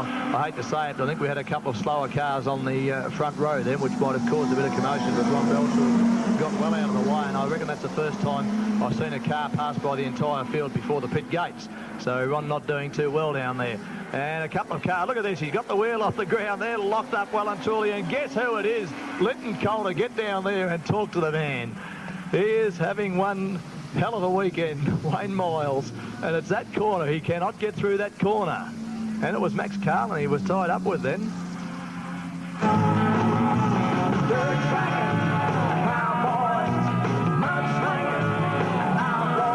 Well, let's see how long Ron Belshaw stays on the outside pole this time. He's going to go straight for the outside wall to let the car behind him through, and that was Ian Brims who shot through there. 12 laps left to go in this particular heat. And we've got trouble at the pit corner this time, but I think they all got out of that. Our mate Thompson from Canberra was in a little bit of that. And the guy who was on pole, Chris Matthews, still out in front, but Brims is up on the inside of him. Max Carlin's right up there, and so is Steve Jordan. Wayne Miles is in there with him. He's going to mix it with him this time, so Linton won't have to interview him about what goes wrong after the race is finished. Element up on the far side. I think that's Element up high. No, it's Andrew Blackwell. Element's a little further back. A couple of cars drop right out of it. Brims now in front of Chris Matthews with Carlin and Jordan. Paul Salou in there too. Then Blackwell a little further back. And who are the other guys further back there? Bob Element. No, he's a long way back. Look at the pace down the back straight. They're starting to move now. And the little TE Cortina of Max Carlin, it absolutely flies. There's only one car I didn't pick up when they came past last time. And that was the 74 car of Miles. How could I forget that one? Linton's favourite car. Down the back straight, Brims from Carlin. And they've opened up a bit of a gap now on the other guys. That'll be Matthews a little bit behind in the VK. Oh, into the fence. Was that Maxie Carlin? He's still going. He got up fairly wide, but gee, lost a few places. Jordan and Paul Salou got through there. Also Blackwell, Element right on his tail. 8 laps left to go. Could have affected the handling. Somebody else going for the fence on the other side. Not sure who that one was. I'll pick that car up when he comes around. And looks like Carlin's in trouble. He's going to pull down fast. Smack in front of the other two. Carlin's done a front wheel. Yes, the wheel has absolutely had it. He nearly, we've still got the green light on. Yes, it's going to continue. So this will be the heat he drops for sure. He nearly wiped out the rest of the car then. And was that Ron Belcher I saw that went up? But no, it wasn't him that went up beside the wall. It was this car down here in the 2082 car, of course, of Steve Jordan. So back with the leaders. It will be Brims, of course, right out there in front, and a gaggle of cars behind them. Have a look at them. It's still Matthews doing fairly well. Paul Sheen up there. Make sure we get him right, because Carlin's dropped out. That's Brims in the first car. The second car coming across now, Matthews. Paul Saloon, not Paul Sheen down there, of course. Jordan, Andrew Blackwell, Bob Elliman, and Miles a little further back. Well, I sort of thought the race was going to stop when Max Carlin nearly wiped out a couple of the cars in the field and got lost there for just a moment. But it's still Brims. He's way away from all that trouble. Have a look at the bunch of cars now coming through. This 96 car still doing pretty well. Chris Matthews from Wendouree in the VK Commodore. He's holding the other guys back. Queensland car of Jordan. He's up high, and that's the car with 82 on the top. From Roma in Queensland. He's thrown the car around the outside to try and pick up a place. Couldn't quite make it. He might get it this time. It's Paul Salou going to come through the inside. Blackwell up on the outside. Element in there too. And in the meantime, the leading car, he's just passing a tail ender, so he won't get too excited about that. And that was Jordan going up to have another close look at the fence. He's fairly throwing the car pretty well sideways to go. Oh, and a little bit of a bump there from Matthews, wasn't it? He's in all sort of trouble. He got a car. We've now got the yellow light on.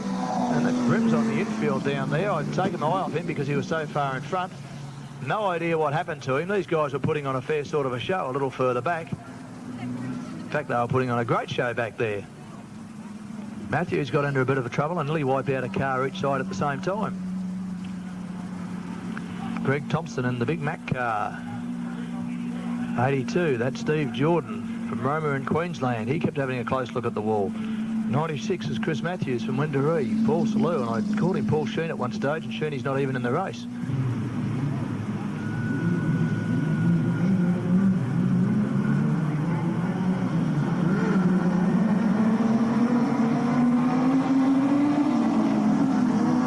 Righto, they're away again. Well, we're worrying about a raffle winner there. The race started without him again. Ian Brims on the far side of the track leading from Steve Jordan. Then we've got Andrew Blackwell has moved right up there with him. Chris Matthews still in with that leading bunch of cars on the inside of Blackwell. He's going to get relegated back to fourth place. Paul Salou, the Swan Hill driver, and an ex-Victorian one. And I think an ex-South Australian one as well. But I don't know that one ever got resolved. Down the back straight, Salou is back in about fifth place. Oh, and up high, Brims will be in trouble. There's another one of the top contenders into the fence. He's going to wipe it all out. No, Paul Salou got back there okay. And that was the finish of the race. Well, we will wait for some official placings there. It looks like Jordan took the checkered flag. I think he's still racing anyway. And Maxie Carlin, of course, crossing the line to pick up some points. And Max will be a bit frustrated there because nearly every car finished, so he won't get a lot of points for crossing the line there. So I'm going to wait for the official placings there because in the excitement of Brims almost hitting the fence, or actually hitting the fence, I didn't realise it was quite the finish of the race already yet.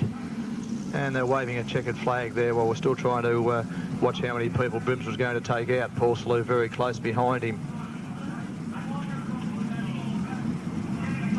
Question. Thurler Farm sponsoring this heat with a about, what have we got, 9 cars down there. And Steve Downs from Lismore in the VL Commodore. And have a look at Chris Waters. He'll try and pick up placings. Oh, straight through the gap beautifully. Chris Waters on the inside of Vaughan Manders on the outside. Oh, into the fence. Who's that up high? Won't worry about that car, but he took a bit of paintwork off. Chris Waters already out there in front. It could have been Terry Brown that went up high, but I'm not. No, he's down a little bit further in. We'll just pick up that car because he might have trouble later. That's 18. That's Thompson, Stephen Thompson from Maryborough in Queensland. So we'll go back with the leaders with 11 much left to go on 10.5. It's Chris Waters from Vaughan Manders, the little car that nearly flew last night in the time trials. Who have we got back in third place? Should be Peter Jacobson, I would say. Then it's Brock Clifford. Car 75 back there is Steve Downs. He dropped the fairway back from starting on pole. And I don't think we'll worry Terry Brown almost in trouble back there as the car went to go through. I think it was Brown going through on the inside, almost collecting. Chris Waters in the Pennzoil, number 9.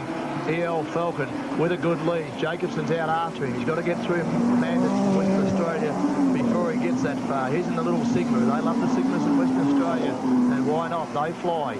The little cars out on the track, they look a bit undermanned compared to some of the others, but Jacobson doesn't think so at the moment. He's sort of having trouble running him down, is Peter Jacobson. On the inside, oh, and he's lifting the wheels up on the inside there, Jacobson. He's finally got through.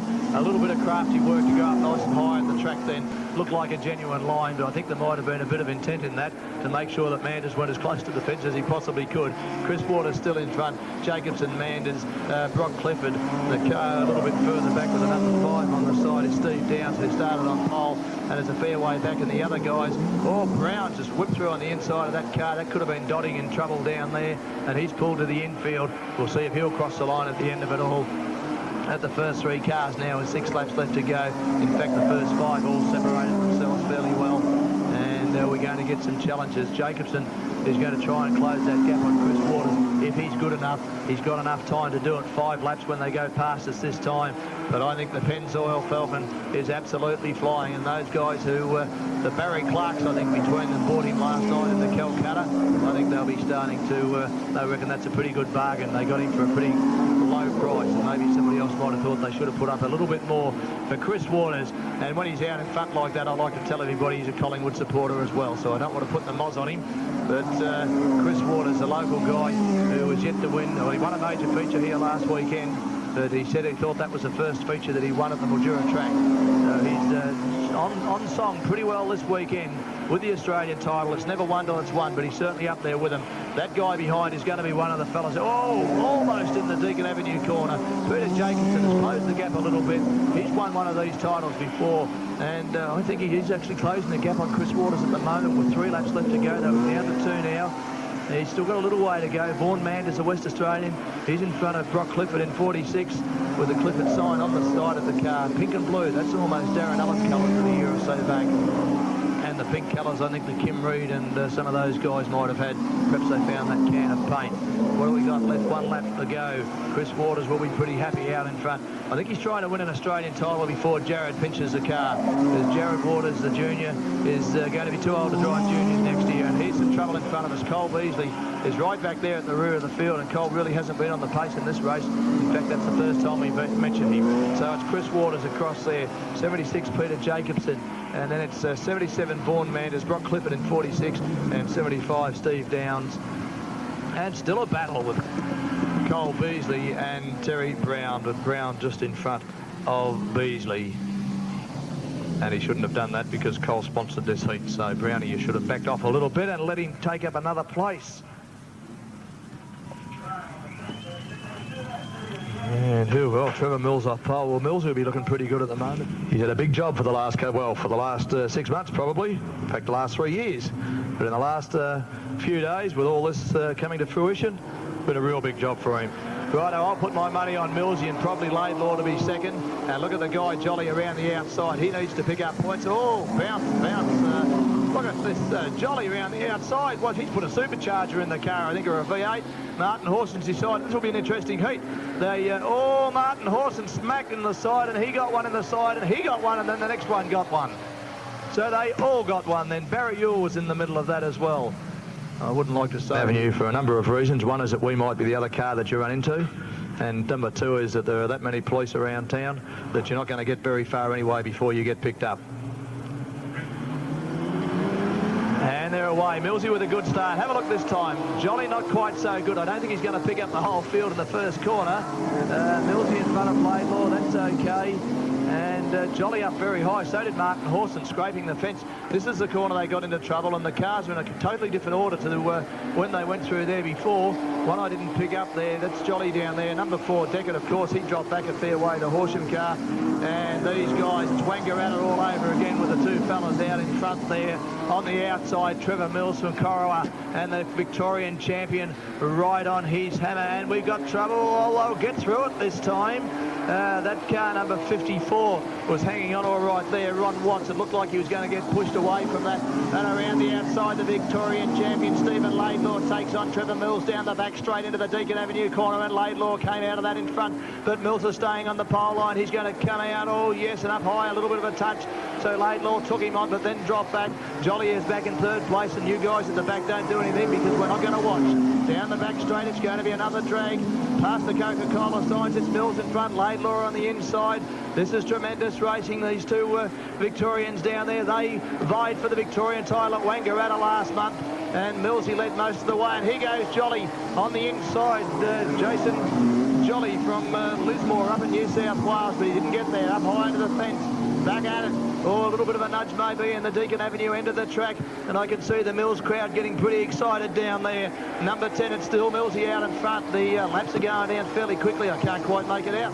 It looks like 7. And look at the two, nothing between them, not a cigarette break. Oh, he's into the fence. That's Laidlaw, clipped the fence. He's lost a position. That's got him off Millsy's tail. And the other car came through on the inside to take out second place at this stage is Jason Jolly. So that's put Laidlaw back off Millsy. 6 laps left to go. Mills has the best lead he's had for the whole lap. I said right from the start, he's no dark horse, this fella. Look at that two go in the Deakin Avenue corner behind him in second and third place. That's some good racing. Those guys who were up there before, right back. Martin Horse are not up with them this time. Laidlaw back in second place from Jolly in third. Are they going to close the gap in the next 5 laps to Mills? I don't think so. I think once Millsy broke free, he was pretty right. It's Jolly in third place making a move again on Laidlaw. Mills still in first place. And it's a fair way back to the 4th place car. We won't worry about them. And we've lost one at the other end of the track. Was that Martin Horson? And the guy there, 54, was it Ron Watts, who's back in 4th place. It was Horson that took a shortcut across the infield. Didn't help him very much because he's half a lap down. Through the Deakin Avenue corner, it's still Mills out in front. It'll drop to 3 laps as he comes across this time. In second place, Laidlaw from Jolly. Then it's car number 54, Ron Watts, and the Tasmanian driver, Barry Ewell, a little further back for is Deckard, then Horson, and the Scorpion of Bullymore a little further back. Maybe they've sorted themselves out now. It'll be 2 laps left to go this time. And after that first half of race, it was so exciting there for a while. They seem to have settled down. There's probably going to be more racing at the back of the field at this stage. Martin Horson trying to pick up points on the inside of the Horsham driver, Deckard. The white light is on. They'll get the white flag as they come past this time. And she's all settled down fairly well now with Millsy out in front of Stephen Laidlaw, the Victorian champion. Well, I've still got the money on Laidlaw. I have to. I bought him last night. Got a pretty good price too, I thought. Oh, and Jolly in a bit of trouble. Washed off speed. I don't think we'll get any changes. It will be Trevor Mills unless he does something silly. And the camp pretty happy down there. 31 Laidlaw in second place. 24 is Jolly. In 54 is Watts. A little further back. Then it's Barry Ewell, car number 14 from Tasmania. 71 Martin Horson. And I'm starting to feel it's a good thing there's only a couple of races left to go. And about 11:45 or so, unless we have any major hold-ups. Just time to go and have a barbecue, and I think we might be ready for something to eat. Gee, this is going to be a slow start if they keep it at this pace. Oh, I thought there was a thing called a reasonable speed, and that's a very, very slow start. And Christie was, actually, I think Marty Rail's hanging back, and have a look at Walling. Picked up a few placings already. Oh, and the wheels up on that inside car, way up in the air then. That, not sure who it was. Where's Westy? He's a long way back. Walling got sort of slipped back out through the middle there for a minute. Now we'll pick up the leading cars. It's Christie from Wilson, number 7 Parkinson, Walling in there on the inside of Marty Rams. Dustin Horn a little bit further back. Where is Spider McCarthy? He's right up there with him on the tail end of the bunch. Looking to go through the Rod Smith car now. Well, through underneath the Rod Smith car. Westy a little further back. Coming through the Deakin Avenue corner, a few bumps there, and it's getting a little bit rough with these guys out in front. Christie holding back Wilson, Parkinson and Walling. Walling in 4th place. He likes to win the heat. He's not come back there, and he's got a few laps to pick him up, and he's probably got a quicker car. And Marty Rams was it into the fence, nearly came back onto Graham West from Bendigo. In trouble, 1 car's around, and it'll be a sideways bingle. And that was the number 6 car, Spider McCarthy, that had to do the motorbike trick then and try and throw the car down. Luckily, he's starting a little bit quicker this time. Anthony Christie out in front from Kinglake, did I say, with the VK Commodore. Yeah, Greg Walling. He doesn't mind going around the outside, Walling, and the track will have dried out a bit, so there's plenty of drive up there. A lot of play put into this track over the last few years. Was a dirt track with a very drifty surface there for a long, long time, but a lot of changes made to it recently. Christie is still in front. Parkinson behind him, Walling in third. Spider McCarthy's up there with him on the inside of Dustin Horn. Spider got something, looks like a mud flap hanging down the back. Oh, Horn nearly rode up on the side of him. Spider up into 4th place. Down the back straight, we've got to move on to the leader. Christie has been, and Christie has lost it big time. And Spider's and he's up and over, but not quite well. A fair bit of evasive action there, and I bet Dustin Horn thought he was gone. Poor old Spider, he thought he'd copped it again that time, not quite as bad. Taking a while to get this second last heat out of the way. This one's sponsored by Mildura Crane Hire. And have a look at the leading cars here, because I think the two in second and third are actually quicker than the guy in front, although he hasn't been a slouch this weekend either.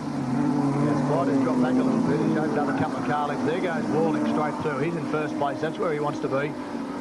Can Spider McCarthy pick up the second place and go out and chase Walling? It's a little bit rough coming through the Deakin Avenue corner at this stage. 8 laps left to go. Yes, it's just gone down to 8 laps. Oh, into the fence, and the sparks there. That would have warmed up the customers down on the fence. That was Paul Griggs from Collie in Western Australia. Down the back straight, no changes except for the rear of the field, and that looks like Darren Sahusky trying to pick up a place. Marty Ram's just up in front of him, and Walling opening up a better lead. Who was the other car down there that I didn't pick? West, and another guy just in front, but they're a long way back, so we won't worry about them. They're having their own private battle. Out in front, I think Spider having trouble closing the gap on these two guys. It's Greg Walling, the current Australian champion, followed by Ashley Parkinson in car number 7, and Spider McCarthy in the VK Commodore. The only Mildura driver in this particular field, I think, down there. They haven't done too bad a job so far. The locals on the home track. Let's hope tomorrow night 2 or 3 of them can really get it all together, and we get a few of them in the final to really get the locals behind them. Have a look at the Lismore driver, the Australian Tasmanian number 1. He's doing it fairly comfortably. The car seems to ride some of those bumps a little better than the others. What are we down to? 5 laps left to go. He's actually opening up a bit of a lead. There's no problem for him there. Got through that corner nice and smoothly. Yes, all of them Spider with a little bit of a bump. And one of them's gone around. Smithy's spun it, and are they going to miss him? Yes. Well, he spun it at the Deakin Avenue corner, and those guys had to brake pretty suddenly and try to work out just which way you're going to go. Do you go left, front, back, rear? Well, they got themselves lined up pretty quickly this time for the restart without Smith, of course, and that's closed them up on Walling with, what have we got, 4 laps left to go. Now they'll put the pressure on. They'll certainly try to, but I don't think they've got the power to. Walling pulls away from them. He's looking pretty good. Him and Chris Waters and Millsy, I'd say, at this stage.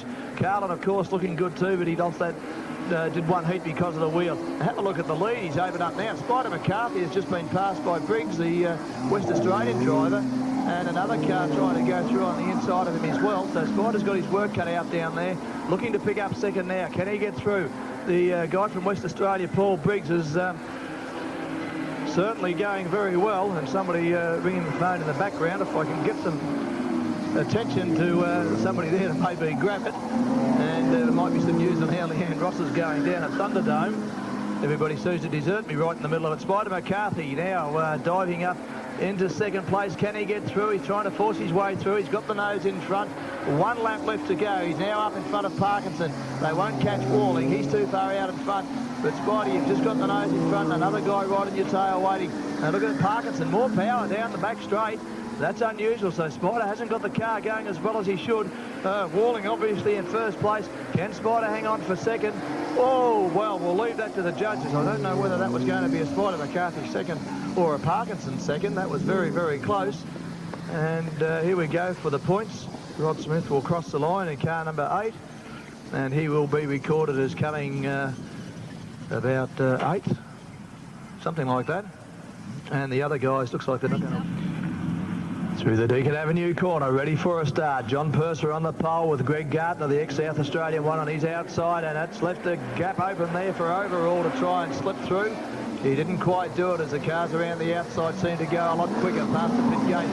Jeremy McClure trying to pick up a few points late in the night. He's moved up into third place from a long way back. And there's a bunch of cars at the back of the field coming in there pretty hard. A bit of dust starting to rise. One of them hit the fence. And it's Egan on the inside with Gartner on the outside. A big racing family, the Gartners, all from down Penola way. They race in every class, I think, mentionable, and have won a number of titles between the cousins. And the guy 42, he's determined to wipe out our fence signs down the back straight. It's still Egan out in front from Gartner. Then it's Jeremy McClure Overall in there. Darren Cockerell came down a little bit too hard in car number 11. John Purser, who started on poles way back in the field. And who was that in trouble? One of the overall, I think it was, in car number 10, and whatever number he is on the top, but the 10's easy to see. 47 is Egan. He's an easy one. He's got 47 everywhere. And the ex-South Australian champion, Greg Gartner, in second place. Jeremy McClure from Wilcannia still doing pretty well, hanging into third place. And Darren Cockerell in car number 11. He's back there in, fourth place, and the other 4 cars just a little further back. We have got 8 laps left to go as they go past us this time. Egan, he's has been a number 2. I didn't say he's a has-been, he has been a number 2 in Australia a couple of years ago, so he's got to be up there with him. The guy who did the eraser job on the fence, 42, has pulled in there. That's Mark Ferguson from Trinder Park in Queensland. He's going to pull up on the concrete strip for a little while. And somebody taking a shortcut, that was Gary Brown in number 2. I thought that car might have actually performed a lot better, had a bit of bad luck earlier on the night. I think his first heat it was that he got control. Oh, Darren Allen, where are you going? Up to the fence. That's allowed everybody to get through, Darren. He seemed to lose control. Oh, don't nudge him. Right into the tail of John Purser, and this other guy taking a shortcut again. I think Gary Brown's found it's a bit shorter to put the wheels over the pole line, and there's not much excuse here at Mildura because we've got a nice white concrete pole line. It's not like some tracks where there's nothing there but dirt. To the Deacon Avenue corner, we're going to bring it down to 5 laps this time. It's still Paul Egan from Gartner, Jeremy McClure, Cockerell, overall 59 person, Darren Allen and Gary Brown back at the rear of the field. Down the back straight, we've got a battle on now between the 3rd and the 4th place cars. And that car number 11 of Cockerell, the VS Commodore on the inside of McClure. And he's taken it very nicely too, but he'll go up a bit wide here. Jeremy had to back off a little bit or he might have ended up in the fence there. Just the 4 laps left to go, and Darren Allen, what are you doing for the crowd? He's trying to get the car back over the pole line. I think the yellow light's going to come on. And Darren, now we know that Darren wouldn't deliberately sit there to get a restart. I mean, to get back on the tail end of the field, would he?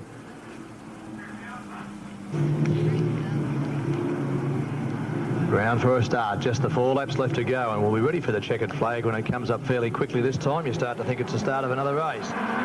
Paul Egan from the ACT out in front. Greg Gartner from South Australia, second place. Darren Cockerell, car number 11 from Victoria, and the New South Wales car in 4th place. So they're all over the place down there. A West Australian car a little bit further back, and there's a couple of other Victorian ones in there. I think it is particularly Darren Allen at least. So it's still Egan out in front. 3 laps left to go now.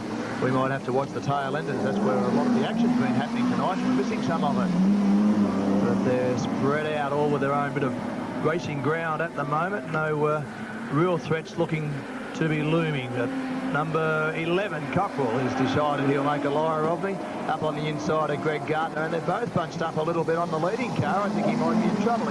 Egan lost, no, he's got it going again now. Lost power going down the main straight here on the front straight, and certainly backed off a little bit. That enabled the other 2 guys to come right up behind him.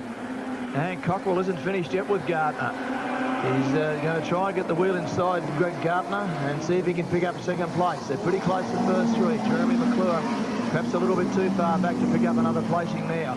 I think Egan in car 47 should take it out. Are we going to get through without any more troubles? So it'll be Egan in 47, then 64 Gartner, 11 Cockerell, 37 McClure, and the minor placings coming across to take the checkered flag. So fair smack on 12 o'clock, so that's not too bad. Settle down to watch the first. Getting through the first corner okay with Martin Horton out in front, Dustin Holt behind him.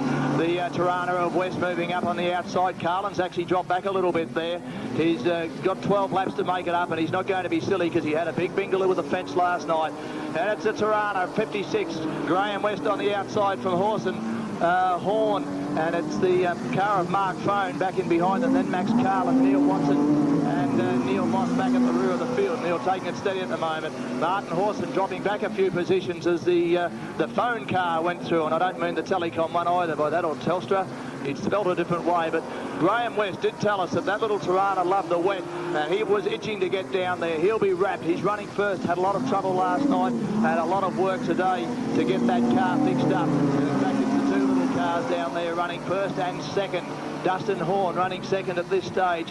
Mark Phone in 3rd place from Martin Horson. Max Carlin is not busting a gut there at the moment. He's hanging back with the field while that leading car opens up a big lead. Neil Watson a little further back, and Neil Moss in the ex-Australia one One's car. gone around up in the pit end, Alan. Oh, he's going backwards along the fence. That was Phone by the look of it. Is Max it Carlin doing a good job to stop the stop? Yes, Max Carlin up there. So that'll bring Graham West back to the field a little bit. Would be almost impossible without with two non-finishers. We should get a start again this time round. It's still Westy out in front in the old J Tirana. Dustin Horn from Gympie in Queensland with the TD Cortina. And they're away. Look at the Tirana, power away. That little car certainly going well.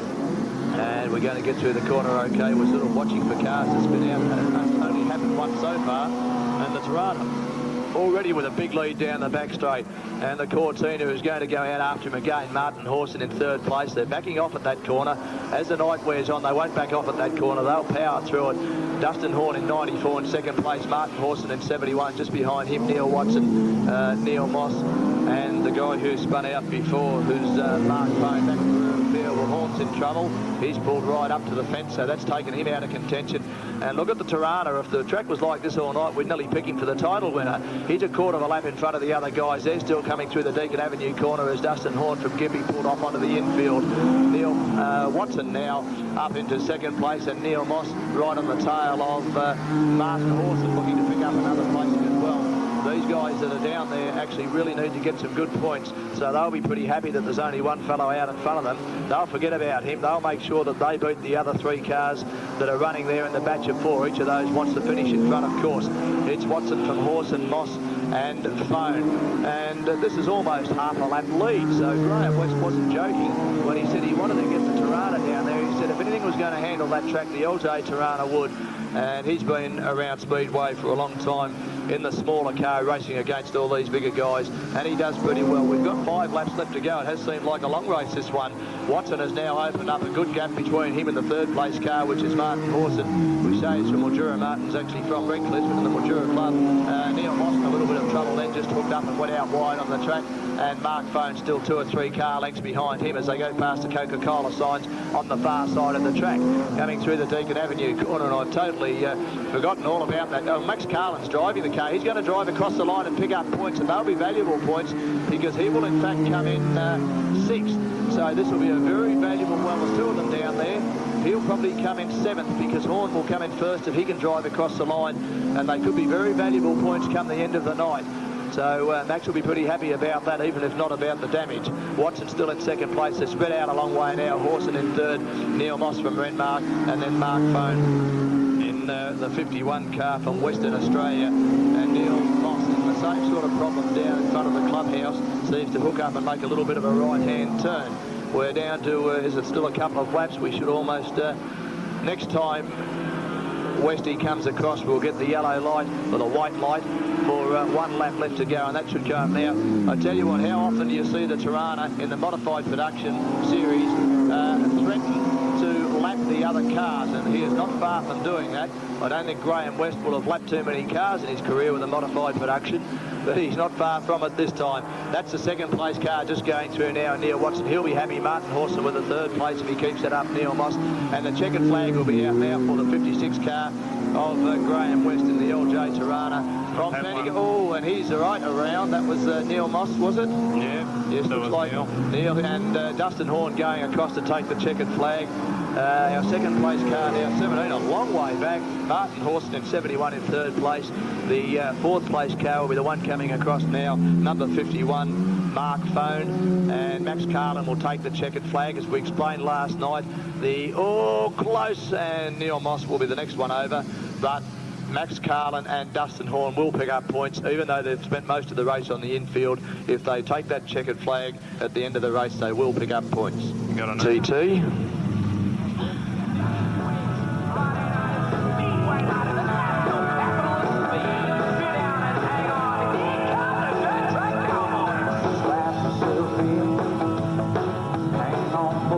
Looking for a start, and they've got it. Watch Waters from the back. The car 86 is McKinnell, Jason McKinnell with a good start. Vaughan Manders going through after him. A little bit of a nudge there by the look of it. Where's Waters? He's way back in the field at the moment. He's got to get them sorted out pretty well. Is that Ronnie Perkins, who dropped way out the back? A couple of cars look very similar. It'll be McKinnell in 1st place from Vaughan Manders, West Australian in 2nd. 54, Ron Watts. Car number 50, I missed one down there, is Graham Earhart coming through. And I was looking at the car number, not the roof number. Chris Waters now has moved up into 4th place. This is probably, along with Spider McCarthy, the big chance for a local win in the Australian title. Let's hope he keeps that Falcon nice and tidy around there. He is sitting pretty well on the points at the moment in second, can afford to drop back a little bit, but if he does very well in this heat, it doesn't really matter what happens in the last one. He's going to be right up there. A couple of cars walking now. Waters up in the 3rd place.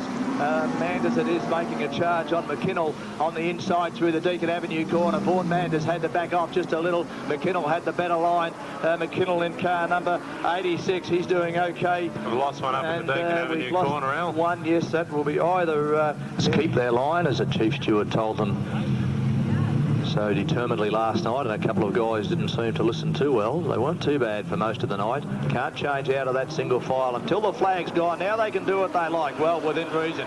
Chris Waters, he's got Gardner right on his tail. Well, Waters couldn't quite get the car to move around the right way then and collected Manders. Now they're through on McKinnell. Waters is going to get sandwiched between the two of them down the back straight. He's got the nose out in front, and he's got the whole car out in front now.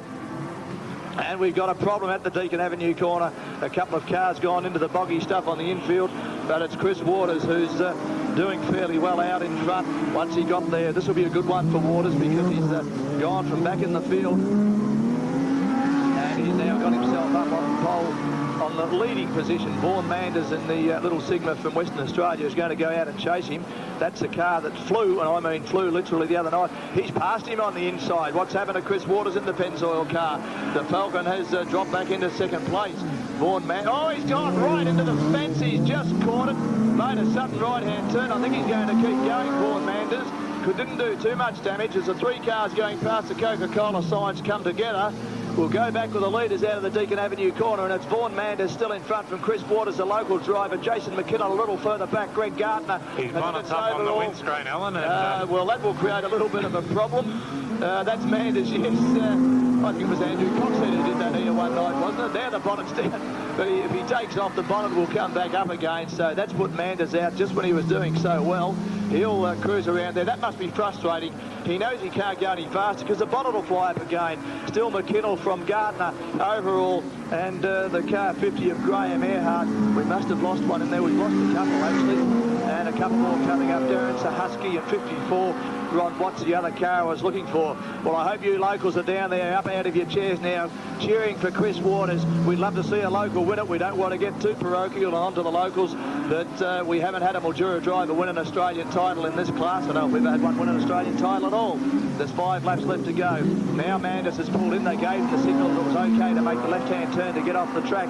The leading car coming around the Deakin Avenue corner again now is Chris Waters in the Pennzoil Falcon.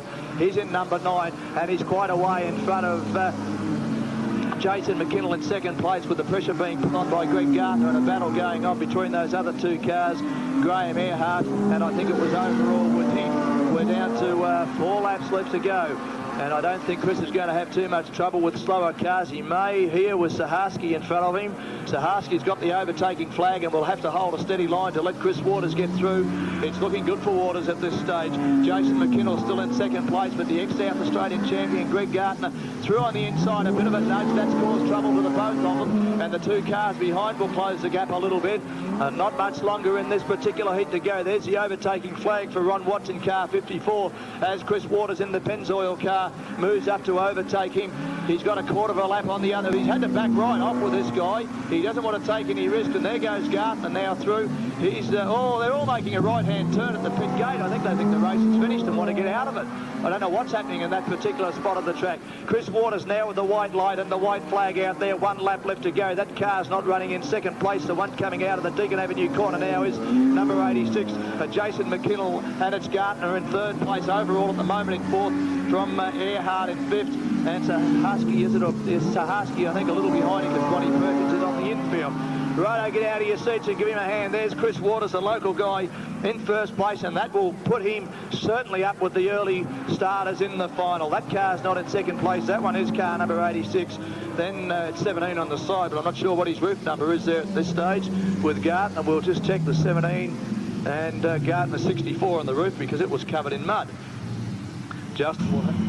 That's a way to confuse Justin. We gave him the sheet of a race that's already run. He should have been able to predict the winner then, shouldn't he, and been a real good commentator.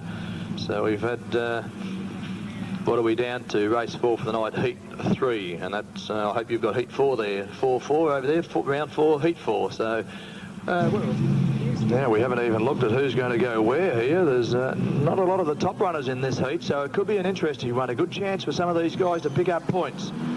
Barley outs Ben Element with a great start. Barry Ewell, the Tasmanian's gone out after him, so we've got a West Australian, Tasmanian, and then Victorian, and the guy Brock Clifford a little further back. He's from Bundaberg, so we've nearly got every state in Australia right up there. And Cole Beasley a little further back. John Person from Western Australia. His car's nice and easy to pick up. The track's starting to look pretty good now. The times will come down. Ben Element, car 87 from Barry Ewell. Brock Clifford, Bob Bailey, Cole Beasley, John Purser, Wayne Miles, 63 is Greg Thompson, and Terry Brown at the rear of the field. So that's all the cars we've got in this heat, and they're pretty well spread out. Somebody, oh, he's in trouble. He nearly put it over again. Tomo, he got round sideways, and that car's looking more bent every race. Out in front, the young fella, Element, in car number 87. He's got a string of cars behind him. All Brock Clifford in the car with the pink backside just moved right out. Almost lost a couple of positions, but not quite. The Hume Weir car with 29 on the top of Bob Bailey should have taken that position, but wasn't quite able to do it. The Deacon Avenue corner doesn't appear to be causing any problems at all to the drivers, but watch them going through the pit corner. They seem to make right-hand turns about halfway through the corner. Looks like they're all getting through it this time. No, there goes one. There's got to be a sign there somewhere that says turn right to leave the track. And back up with the Deacon Avenue end of the track. That was John Purser who turned right that time. Wayne Miles, his weekend not going so well. He's still back at the rear of the field. Ben Element out in front from Barry Ewell. Brock Clifford, Bob Bailey, Cole Beasley, John Purser. 74 is Wayne Miles and Terry Brown. And they're well strung out. We've got no real battles. I don't know if any of these guys. Ben Element would probably be the highest one up. Barry Ewell's not too far back. If he picks up good points, he can probably do all right over the weekend. Was not much of it left to go, by the way. Another heat for these fellows a little bit later on in the night, and then the final, so they need to pick up the points now. Element's still doing okay out in front.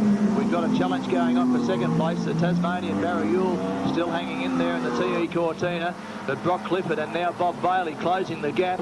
And the track doesn't look to be causing too many problems now, so we did tell you that if you were patient and waited along with us, we'd get some good racing down there.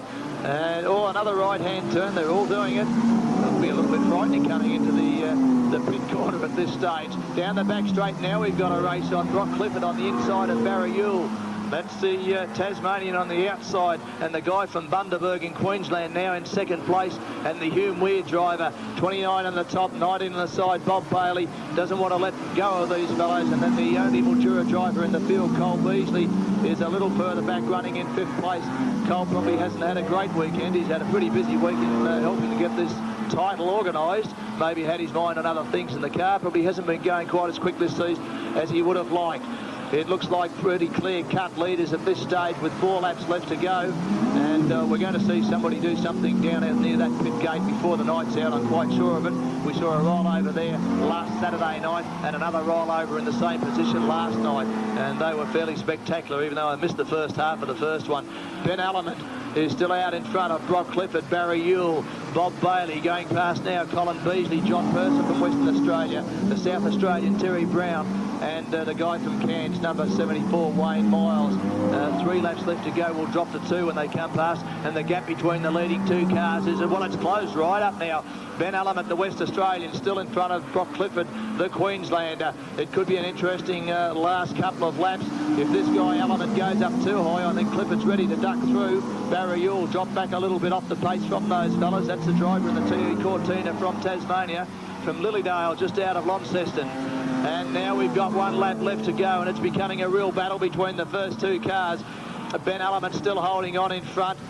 Clifford looking for a way through, close the gap. Barry Ewell has closed the gap a little bit too. Now he's going to try and go outside. You'd reckon he had a rear vision mirror then, Ben Element, but they haven't. He moved up just as Clifford went to move up. This will be a drag to the finish out of that Deacon Avenue corner. It's still going to be Element who's led all the way. So it was Ben Element from Brock Clifford and Barry Ewell. And I was getting a bit carried away with the drivers. I forgot to write down the numbers there. So Ben Element was car number 87 on the top. We'll get the official placings for you, of course. Brock Clifford with 46, and Barry Ewell came in 3rd place. Justin will have the official placings for us very shortly. Maybe you want me to do those, John? Do something with the pole position off the start, seeing as they didn't have a brilliant night last night. The interest will be from the rear of the field, Justin. A couple of guys there need the points. Okay, well, they've got the start. Calderwood has got the really good jump on him, but Sullivan not going to let him get away with it. Up around the outside in the 36 car, all the way around the outside. What a sail. You've got three of them going down the main straight. Paul Salou having a bit of a look at the fence, I think, down the back straight there, Alan. Bit of a crunch and bunch as they go into the corner. Bit slippery there. I think that's Sullivan in 15. He'll be out in front. Calderwood and Jacoby in number 36 still back there fighting it out. Jerry McClure holding down fourth with Peter McCarthy looking up the inside of him right now. The guys down the back having a bit of a race of their own. But the car up the front, the number 15 car, Wayne Sullivan, certainly pulling a lead out now. Ian Calderwood still holding second over Jacoby. McCarthy still looking for a way around on McClure. Back there, Paul Salou split back a long way. These guys certainly spreading themselves out now. McCarthy looking for a way up the inside of McClure. No, can't quite do it. Sullivan certainly got a big lead on out the front. Jacoby looking for a way through on Calderwood now as they go back down into the pit turn. Doing a brilliant job to hold him off.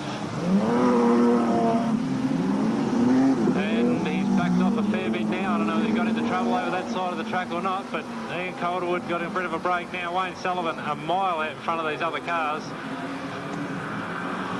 And they're still having a pretty hot battle back up to the back of the field for a few spots. Paul Salou slipped back another spot, I think, there, Alan. Right down the back. These guys still having a little bit of a problem with the pit turn. That'll be Paul Salou up high on the fence again, losing a few more places. Well, you look at this. We've got Calderwood and Jacoby having a good tussle as he finally got the place out of him. As they head round again, we've still got the number 15 car, Wayne Sullivan, out the front.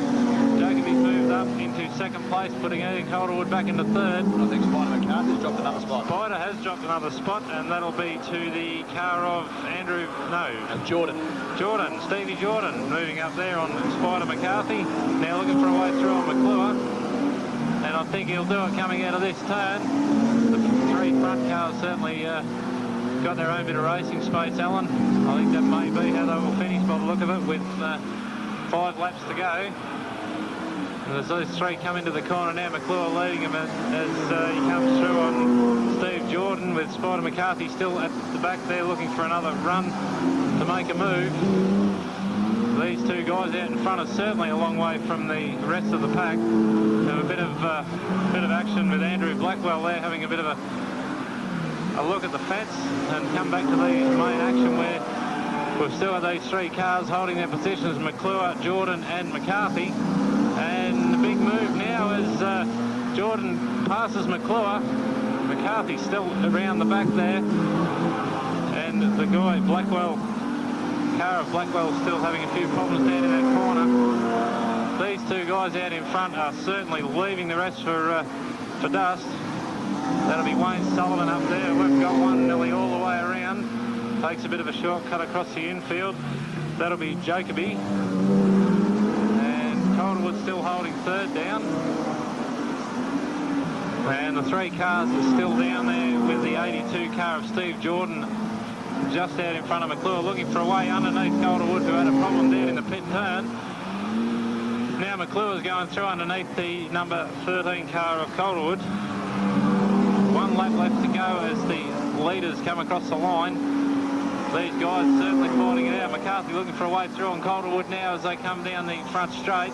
Up high, down low, doesn't know which way to go. These guys certainly holding it together, and as they'll come across the line now, that'll be Wayne Sullivan in first. Jacoby second. Yeah, Jacoby in second. Thanks, Alan. 22, almost third, I think. Jordan. No, yeah, Steve Jordan. A couple of cars. The 82 roof number will be in third place, I think, Alan. And a couple of cars and pieces hanging off the back. And Muldy would run around the back there with a few pieces hanging off the back of the car. Interesting about that race. Have a look at those three cars that came in the last three positions. I think Craig Garlick. Yes, he did do very well last night, and Paul was hoping that from this particular heat he would finish well tonight. His next heat he's going to start from a long way back. They're ready to go. Keep an eye on Paul Sheen in the Falcon on the inside there as the flag goes. The lights are on. He's got a great start as Deckett, the Horsham driver, dropped down behind him. Darren Allen in all sorts of trouble there. He seemed to hold up the field and then move left, and he's having a clash with the Scorpion. Just watch out that Scorpion doesn't fight there, Darren. You might be in all sorts of trouble. Now he's got the car going up into third place. And it's Paul Sheen out in front with Deckett right on his tail. Darren Allen, the other local guy, behind him. Number 75 coming around there is Steve Downs. Where's Brims? He's a little way back. And so is the Victorian number 1, Sparks, coming out there. I don't know if that was from the fence. Stephen Laidlaw, but he's got a long way to go to catch up with these leading cars through the Deacon Avenue corner. We've got Paul Sheen not throwing the car around quite as much. Oh, a lot of sparks coming out of Laidlaw's car from under the front end somewhere, so I think he's got a big problem. That car will be very, very unlikely to finish the heat, I would say. 10 laps left to go. Paul Sheen out in front. And who was it in second place? Darren Allen a little further back, and I've lost the guy. Mark Deckett, of course, it was from Horsham. Took my eye off him for too long. The sparks still coming out of that other car. Sheeny back to the pole line from Deckett. Car number 75 is Steve Downs. It's Jolly a little bit further back. I don't think it's a fire, Sean. I think it's just sparks coming up. Okay, is it? It looks more like sparks than an actual fire coming out, but maybe they may have to look closely. We've got trouble. He's going to have more front-end trouble than sparks anyway. And somebody ran in and said they thought it was a fire, but I don't think it's actually a fire. They're like big sparks. Now, he'll be starting to have some trouble with handling or steering or something there. So the battle with the locals for the minor placings at the moment. Green flags are held aloft. They will be waved, and waved vigorously as the guys get going. Downs in front of Jolly from Sheen and Allen.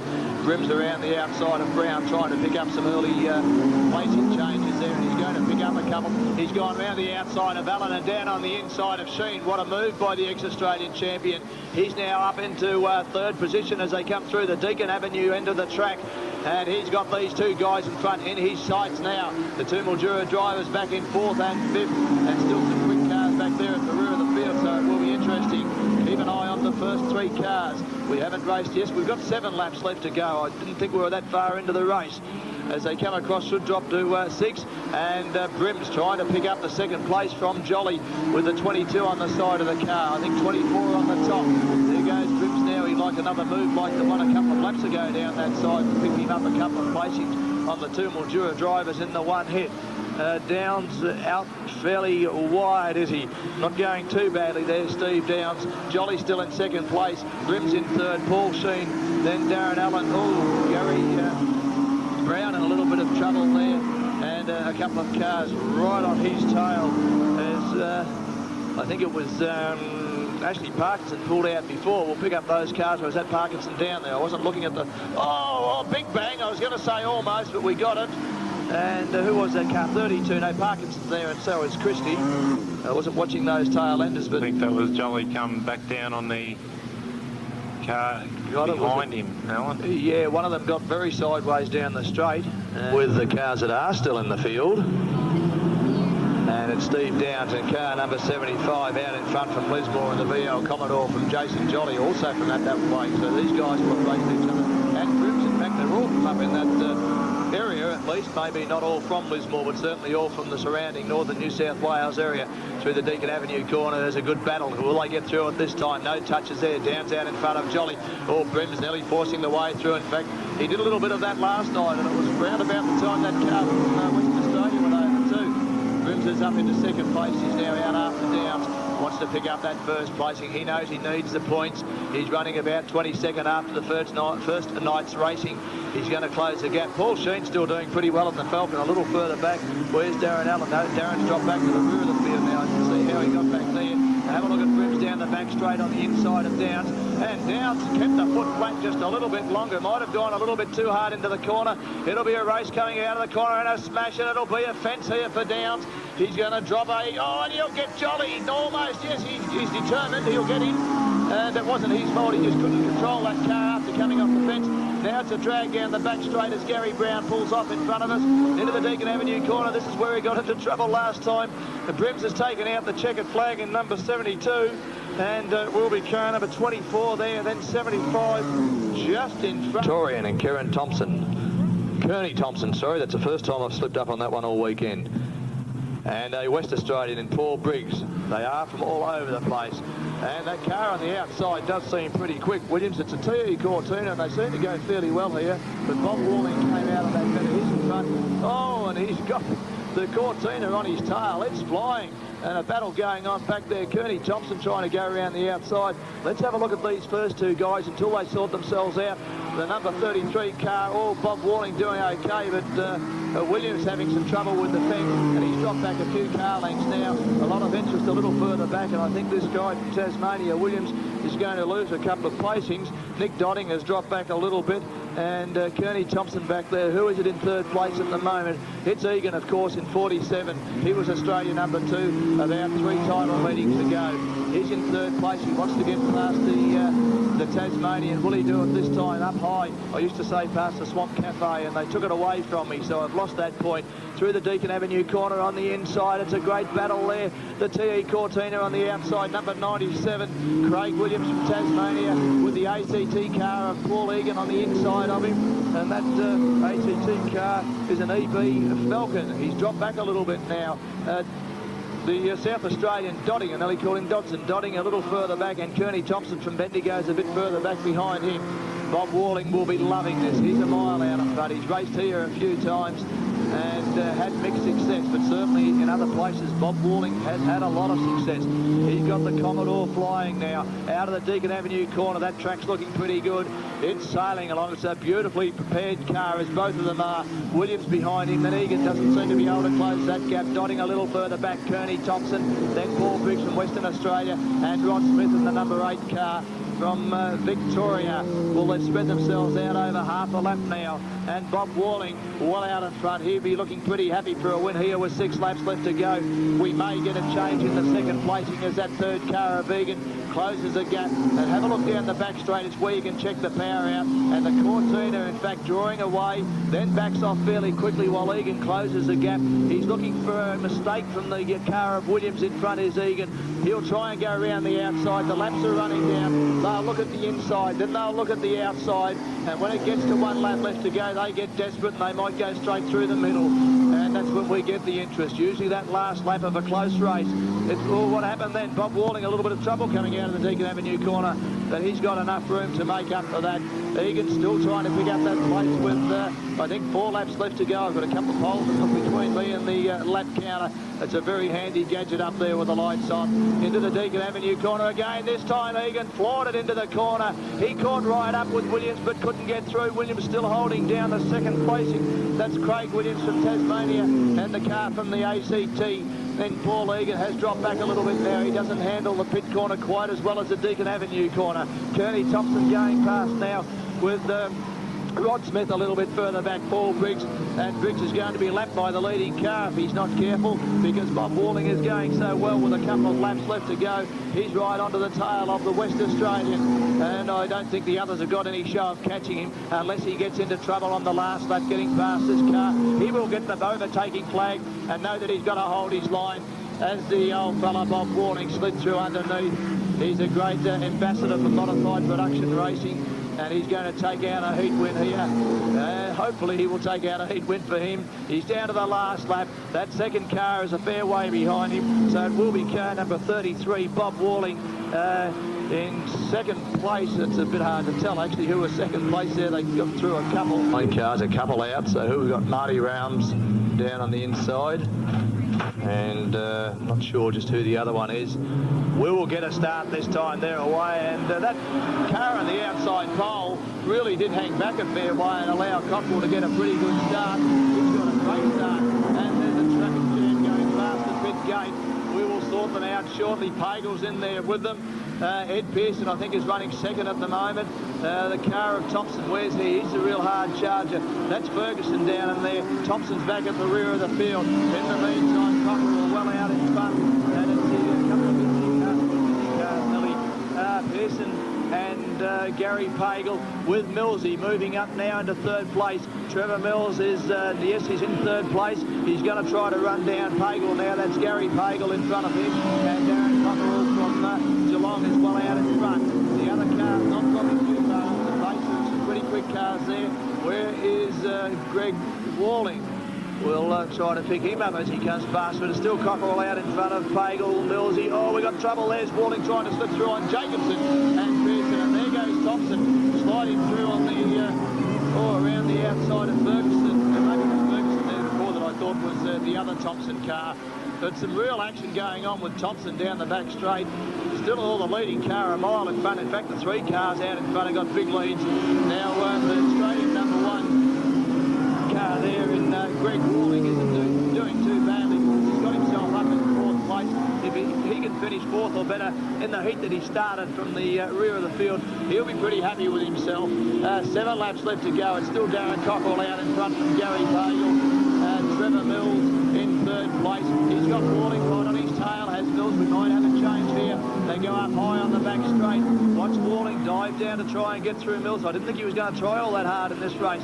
I think maybe now I was wrong. He'll try and get through on the inside of Mills as the cheer squad of the Mills as people start biting their nails down on the fence. But Mills, he did all right past the pit gate. He's opened up a little bit more of a lead. Walling still on his tail. Walling senses he can do better than a 4th place. He's not going to give it up. Still Darren Cockerell out in front of Gary Pagel, Trevor Mills, Greg Walling, Peter Jacobson at 76, Stephen Thompson is Ed Pearson, 95. That was the car that started at the front, Chris Matthews, and Ferguson right back at the rear of the field. All spread out pretty well now, no real challenges going on. I can't work out whether Pagel's closing the gap. I think he may have closed it up a little bit. Mills is pretty happy. He's got Walling off his tail now with 4 laps left to go. Past the pit gate. Millsy doing fairly well. Walling gone up high, washed off a bit of speed. Peter Jacobson a long way off the pace in this particular heat.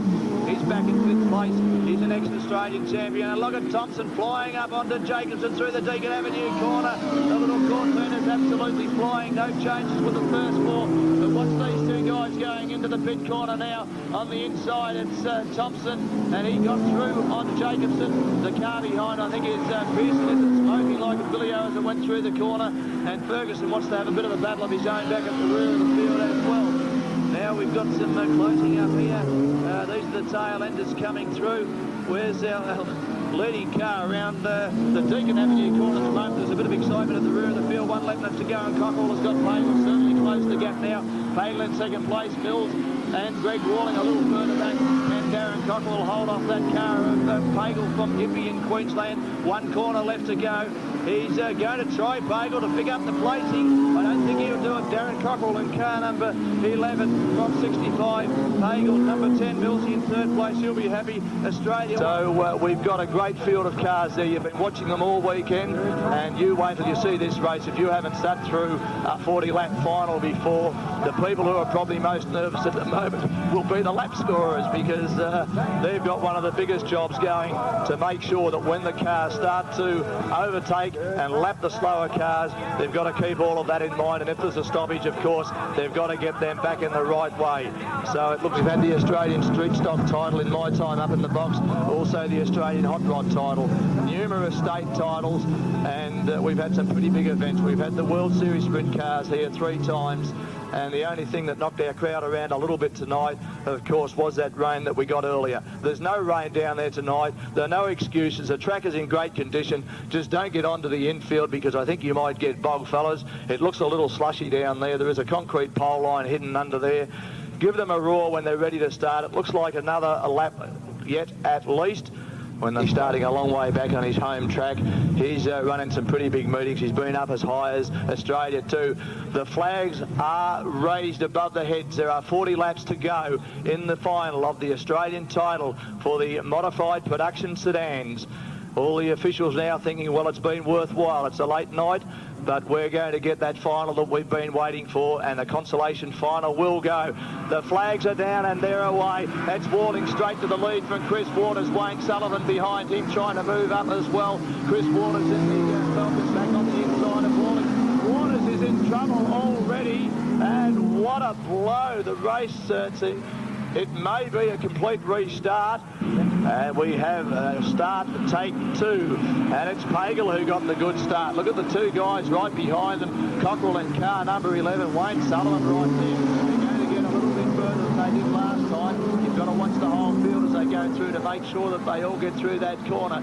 Things going pretty well. Keep an eye on Chris Waters at the back of the field. He'll be determined to make up a few positions. Pagel, Walling, Cockerell, Wayne Sullivan. Didn't think that was the day 2 car of Steve Jordan that went wide around the outside. And inside him is Brims. Trevor Mills just behind there.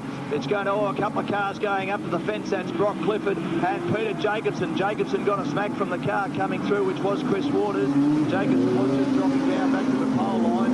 I don't think it was any fault of either of the drivers that time. Hagel has opened up a nice lead now, about a car length separating himself from Greg Walling, the current Australian #1. Darren Cockerell a little further back, 15, Wayne Sullivan from Leeton, then it's Ian Brims, then Jordan, then Trevor Mills in the number 10 car. Can't think who the one is just behind them. And where's Bob Walling? He's up in there too, the next car back through the Deakin Avenue corner. They've spread out. It won't be too long before they start to lap each other. The car I didn't pick before was 47, Paul Egan from the ACT. He's followed by Bob Walling from Lismore. And then Wayne Blackwell, the guy who did pretty well in the pole shuffle. Neil Watson a little further behind him. Then I think it's Ben Element, the car from Western Australia. Brock Clifford, the Queenslander, behind him. Max Carlin and the TE Cortina will go back to the leaders because they're getting to that point of the track where I can't see them very well. The lead is opened up now for the Pagel car. Gary Pagel, Greg Walling, the current Australian #1, still running second through the Deakin Avenue end of the track. And they've all sorted themselves out fairly well. Darren Cockerell in third place, Wayne Sullivan, Ian Brims. It's Steve Jordan, Trevor Mills, and Egan a little further behind, Bob Walling a little further back there. And then it's Wayne Blackwell, Neil Watson, Ben Element, Brock Clifford, Max Carlin further behind. Chris Waters up behind those cars. What Chris will hope for in a little while is probably a couple of restarts as the second car. Walling, what have we got left? About 33 laps. Walling closing the gap on Pagel out in front past the Coca-Cola signs. There's not much separating the two cars. Bob Walling looking for a pass through on the inside, and he's almost going to get there. Pagel with the big number 5 on the outside, still hanging on. They're going to have to start lapping cars. I think that's Jason McKinnell they're going to come up to first.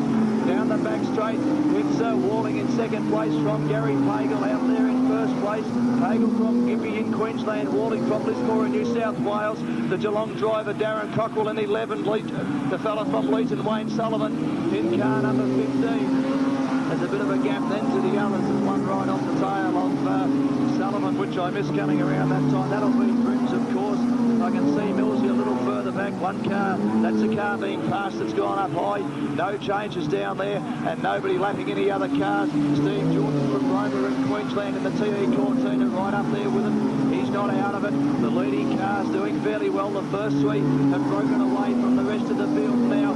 It's Gary Pagel in car number 65 out in front of the Australia one. Greg Walling, Darren Cockerell a little further back from Wayne Sullivan from Leeton. And Ian Brims is trying to close the gap. We've lost one. It looks like Cockerell's in trouble. The number 11 car has pulled up high on the track. He's already dropped 2 positions. Now he's back down on the pole line. It couldn't have been too serious. Just lost power there for a little while, but it lost him a couple of positions. In the third and fourth place get us Sullivan and Brims. Still battling out there. There's a very close race going on for those minor placings. Pagel, who has led all the way so far, still out in front. He'll be glad to see that Waters wasn't in front of him when he had to take off the next time. Greg Walling in position 2 at this stage. Ian Brims, who's an ex-Australia one, has gone through on Wayne Sullivan, now the Leeton driver. So Sullivan has been relegated back to 4th place.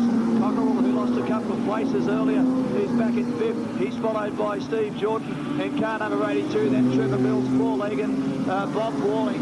Is that Ben Element up there, and along the way back to Watson, Wayne Blackwell, Brock Clifford, Max Carlin, Chris Waters up there with him, Peter Jacobson a little further back, and Spider McCarthy, I haven't called it all, he's back there, and Chris Waters has in fact picked up and passed Spider McCarthy. Now that we're going to start to pass a few of the slower cars with about 25 laps to go, is when we'll have to watch them closely. That's the leading car coming fast now. Number 65, Pagel, Gary Pagel from Greg Walling, 76 on the side. Here's Brims. We've got a stoppage and a bingle down beside the pit gate. Perhaps lap 16 actually, but that was stoppage. And they will pick up speed coming out of the Deakin Avenue corner. The flags are being waved, and Pagel leaps to the lead. In fact, Pagel and Walling went side by side, and a few wheels started to lift on the inside. for position. Still Gary Pagel coming around, and he hasn't got very much on Walling. Pagel in the VP Commodore, and Walling right on the tail of him in the VR Commodore. Just behind him then it's Ian Grims, who's had a pretty good weekend, and he's in the VN Commodore, so you can hold the people will be pretty happy. Number 15, Sullivan from Legion, is right up there with him. Also the Queensland driver, Jordan from Roma in Queensland. Millsy, there's a bit of a gap there, mate. You'd better fill that gap. We've got the first 5 cars in Indian file, very, very close together, as Jordan trying to move up on the inside of the New South Wales driver in Wayne Sullivan. Couldn't quite get through. Mills has closed the gap a little bit now. Only one car really dropping back off the pace, and that's Jason McKinnell right back at the rear of the field. The first 2 guys having a dice down the back straight. It could be a drag. Walling has decided it's time to make a move, and there's a touch of the brakes by both of them. It's a matter of just who touches the brakes. Walling's going to force his way through. Oh, he had the nose in front. It's a drag down the main straight for the first position in the Australian title final. Then it's Pagel back on the inside. Another nudge from that side. Jacobson has pulled out into the Deakin Avenue corner, and Walling is going to hang on to that first place for the time being. Pagel will be back onto him. Grimsey just behind Sullivan, Jordan, Mills, Darren Cockerell, Egan, Walling, 87 is Element, the only West Australian car in the final. Neil Watson further back, Wayne Blackwell, Chris Waters up there, and Spider McCarthy. The 2 Mildura cars running almost side by side. We might have a move now on Pagel for second place. He led the race for about 15 or 16 laps, maybe a little bit more. He's been overtaken for first, and now Ian Grims is going to try and take that second place off him into the Deakin Avenue corner again, and Millsy certainly has closed up the gap now. No, it hasn't. Millsy a little further back. That's Jordan in there. Millsy running by himself. He's looking for Sullivan. He's got Sullivan in his sights. He's shaken Egan. Egan's a fair way back now with Bob Walling even further back behind him. The car starting to bump a bit. McCarthy and Waters trying to work their way through the field. Can they get through there? There goes our leading car, Bob Walling, and this guy's been going pretty well all weekend, apart from the time he hit the fence. He's opened up a big lead over those other guys now. Let's hope McKinnell stays out of the way. It's a drag down the back straight between the second and third cars. And the outside car of Pagel with a bit of smoke coming out of the car in front of Grims, the Roma driver there. Steve Parsons back a little further. Wayne Sullivan behind him. More and more smoke coming out of the Pagel car as they go past that car of McKinnell once again. Greg Walling, the Australian champion, the current Australian champion. To win it 2 years in a row. A big lead on the others. The real battle is on for the minor placings, with Pagel just managing to hold Grims back. 2 very experienced drivers there as we see one car pick up another placing. Not sure who it was. It looked like the Jacobson car, but I thought he pulled out. And I think that's Bob Walling who's pulled onto the infield now. A little bit difficult to keep up with the guys who are pulling out. Pagel in second place still, and Grims in third. Wayne Sullivan, then Steve Jordan, Trevor Mills. And who is that? That was Egan, of course, a little bit further back. And I won't worry about the others. I thought that was a slower car coming around then. That smoke would be a little bit of a worry if Gary Pagel knew that it was there. So Sullivan, after Sullivan, we had Mills, that car pulling right out. Then we had Egan, and the next car is McKinnell, which is way down. And then we've got Cockerell and Element, but Element just in front of Cockerell. And back with the leaders, here he comes down the fast. Oh, another one dropped out there, 82, and he's pulled off. That's Jordan. He's dropped out of contention. So let's be back to the leading place getters. It's Greg Walling on the other side of the track. In second place still is Gary Pagel, followed by Ian Grims, and Pagel still smoking. In fourth place it's Wayne Sullivan from Legion. Back in fifth it's Trevor Mills, the number 10 car from Corowa. A little further behind him it's a 47 car from the ACT of Paul Egan. Then we go back to Darren Cockerell, the Geelong driver from the West Australian 87. Ben Element just being passed by a Victorian and Wayne Blackwell. Neil Watson, another Victorian right on his hammer, and Chris Waters a little further back, and we won't worry about them because the leading cars have already gone past again. In fact, Walling was about to pass the cars that I was talking about. Greg Walling going into the Deakin Avenue end of the track. This is where the trouble can occur. He's actually lapping Spider McCarthy. Now, how many times did Spider McCarthy get lapped on this track here? His home track, the Timmis Speedway in Mildura. Walling can't quite get through. Spider would hate the thought of being lapped and having to allow that lapping car to come through. Chris Waters in the middle of a sandwich there. It's still Walling. In second place is Pagel, then Grims, then Sullivan. they're fairly clear. They're not up to those lapping cars yet. Then it's number 10 is Mills. We must be down in the laps. Is it only 7 to go? Is that right? 7 laps to go. Only one stoppage. Then it's Darren Cockrell. Chris Waters is moving up through the field. He's not going to have enough laps. One of the blue cars caught outside of Element of Wayne Blackwell. And we've got to find there's Millsy coming fast. It's Ben Element from Western Australia. And I'll find Walling again because I've lost him. I think he's down the far side. There's some of the minded place getters going past now. It's been a hectic race. There's Walling right in the middle of it all. And Pagel's still in second place for me and Grims. Wayne Sullivan in third. Millsy in fourth. Then we've got Egan. But let's have a look at how the leading cars get through on the cars at the tail end of the track. In the Deakin Avenue quarter now, look what's happened here. Walling has been caught up behind those cars. He's about to lap, and he's got the other two guys right on his hammer, with Wayne Sullivan not far behind. Greg Walling now is having the move put on him by Pagel as one car just got out of the way in time. Pagel wants that first place back into the Deakin Avenue turn. The smoke coming out of the car. Pagel got a little bit untidy. I think somebody's just blown a motor. That's Sullivan. The car has gone. Wayne Sullivan, it's your heart out. It's smoking everywhere. So that's one of the top contenders dropped out. That motor will be a mess. Only 3 laps left to go. Where are the leaders? And the yellow light is on. Well, that will give me a little bit of a chance. Wayne Sullivan, with 3 laps to go, has popped the motor good and proper. Just 11 cars left in the final. 3 laps left to go. It will be a hectic 3 laps. Don't worry about the tail enders. Just keep your eye on all the cars in about the first 4 or 5. Into the first corner. This is where Walling's biggest danger is. One of these guys has got to jump on him. Greg Walling's got through that all right. Pagel's decided it's time to make a move up on the outside, and a nudge by Brims. Is he going to be in trouble? I told you to watch for the excitement. Pagel will be annoyed because he made the running on the outside. He actually got the nose in front. Brims tried to go on the inside at the same time. A little bit of a nudge into the back of the Australia one. And I think Ian Brims's chances of winning the final might be gone. Brims, they're bunching up already back there at the rear of the field. There goes the flag. Is Pagel going to make... Oh, he's right into it this time, and he's leapt to the lead. Millsy going around the outside at the same time. Come on, fellas. My voice has got a last number. What's happened? Walling has done it. He's blown it. He's dropped back. He's caught in a swamp. He's sandwiched back there. That's not Chris Waters, in fact, up into third place, is it? We've got Pagel in front. Trevor Mills, Chris Waters in third place. Paul Egan, Darren Cockrell, Spider McCarthy in there as well. Wayne Blackwell. What's happened to them? I lost Greg Walling. And we've got another stoppage. Greg Walling's a mile back. Well, this will be interesting to see where they start. Boy, are there some excited people around the track now. You're going to get some pretty big dashes in these next 2 laps. When they have a restart, there has to be 2 laps. They're saying 1 to go. Only 1 lap, is it? A 1 lap dash. So Pagel out in front. Millsy in second place. Chris Waters is going to go for it in the Pennzoil Falcon. Chris Waters up high. He's looking for a second place, and there'll be another stoppage. Well, there's a couple of cars locked up on the other side. Are they going to finish it now? Now they're showing the one. Yes, the yellow light is back on again with those 2 cars on the other side of the track. That's Darren Cockerell on the inside, and I think it's Egan on the other side. Trevor Mills from Corowa is right on the tail. He's not going to give an inch here. He'll try and go up the inside or the outside. The flag is gone. There's a bit of a bump coming out of the corner. They're going to get into the first corner okay. Oh, Waters right on the tail of Mills. He's looking for a way through. Boy, they're throwing the cars around down the back straight. Millsy doing all right in second. Pagel actually got out in front quite comfortably. It'll be 1 lap left to go, and they come past this time. A couple of cars dropping out. Millsy hanging on for second place. 1 lap left to go in the Australian title. It's Greg Pagel down the back straight. He's got a good lead now. He should win the title. In second place, it's Trevor Mills in car number 10. Chris Waters in third place.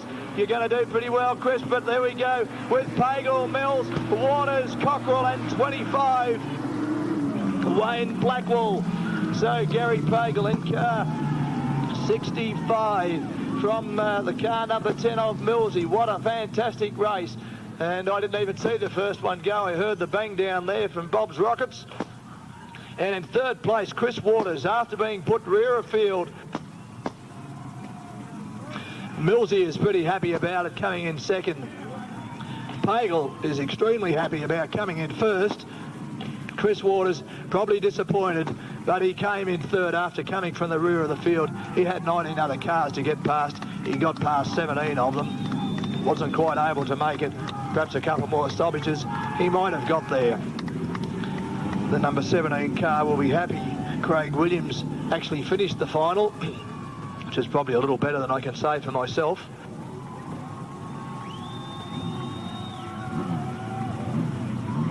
So Chris Waters out of the car.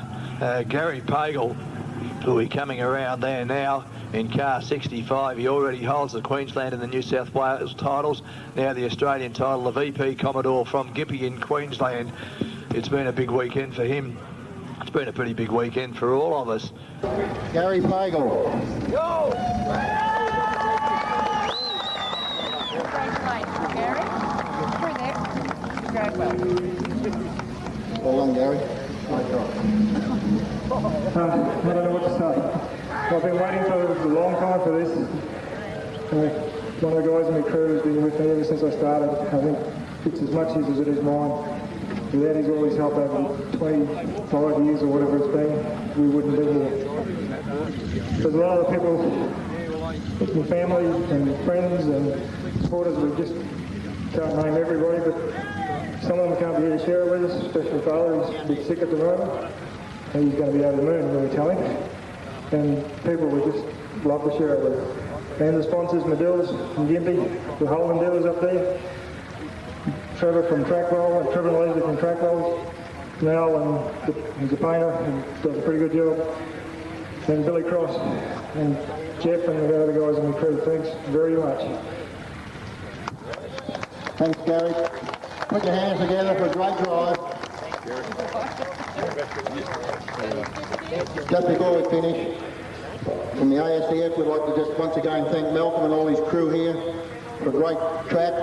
After all the rain and all the mess we went through tonight, I think all the perseverance paid off in the end. Speedway Drivers Club, I would like to congratulate all of the 4 successful winners, plus all of the people the drivers who made it to the title, and all of the drivers who travelled from all over Australia, whether it was Queensland, Western Australia, South Australia.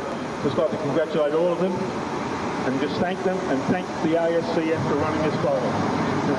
Sorry about the night, but we'll see you next year. I think the guys are finished down there now is Robbie Hudson from July continues on with his display at Pyro Technics. If you're having a function or what the line is done, we'll just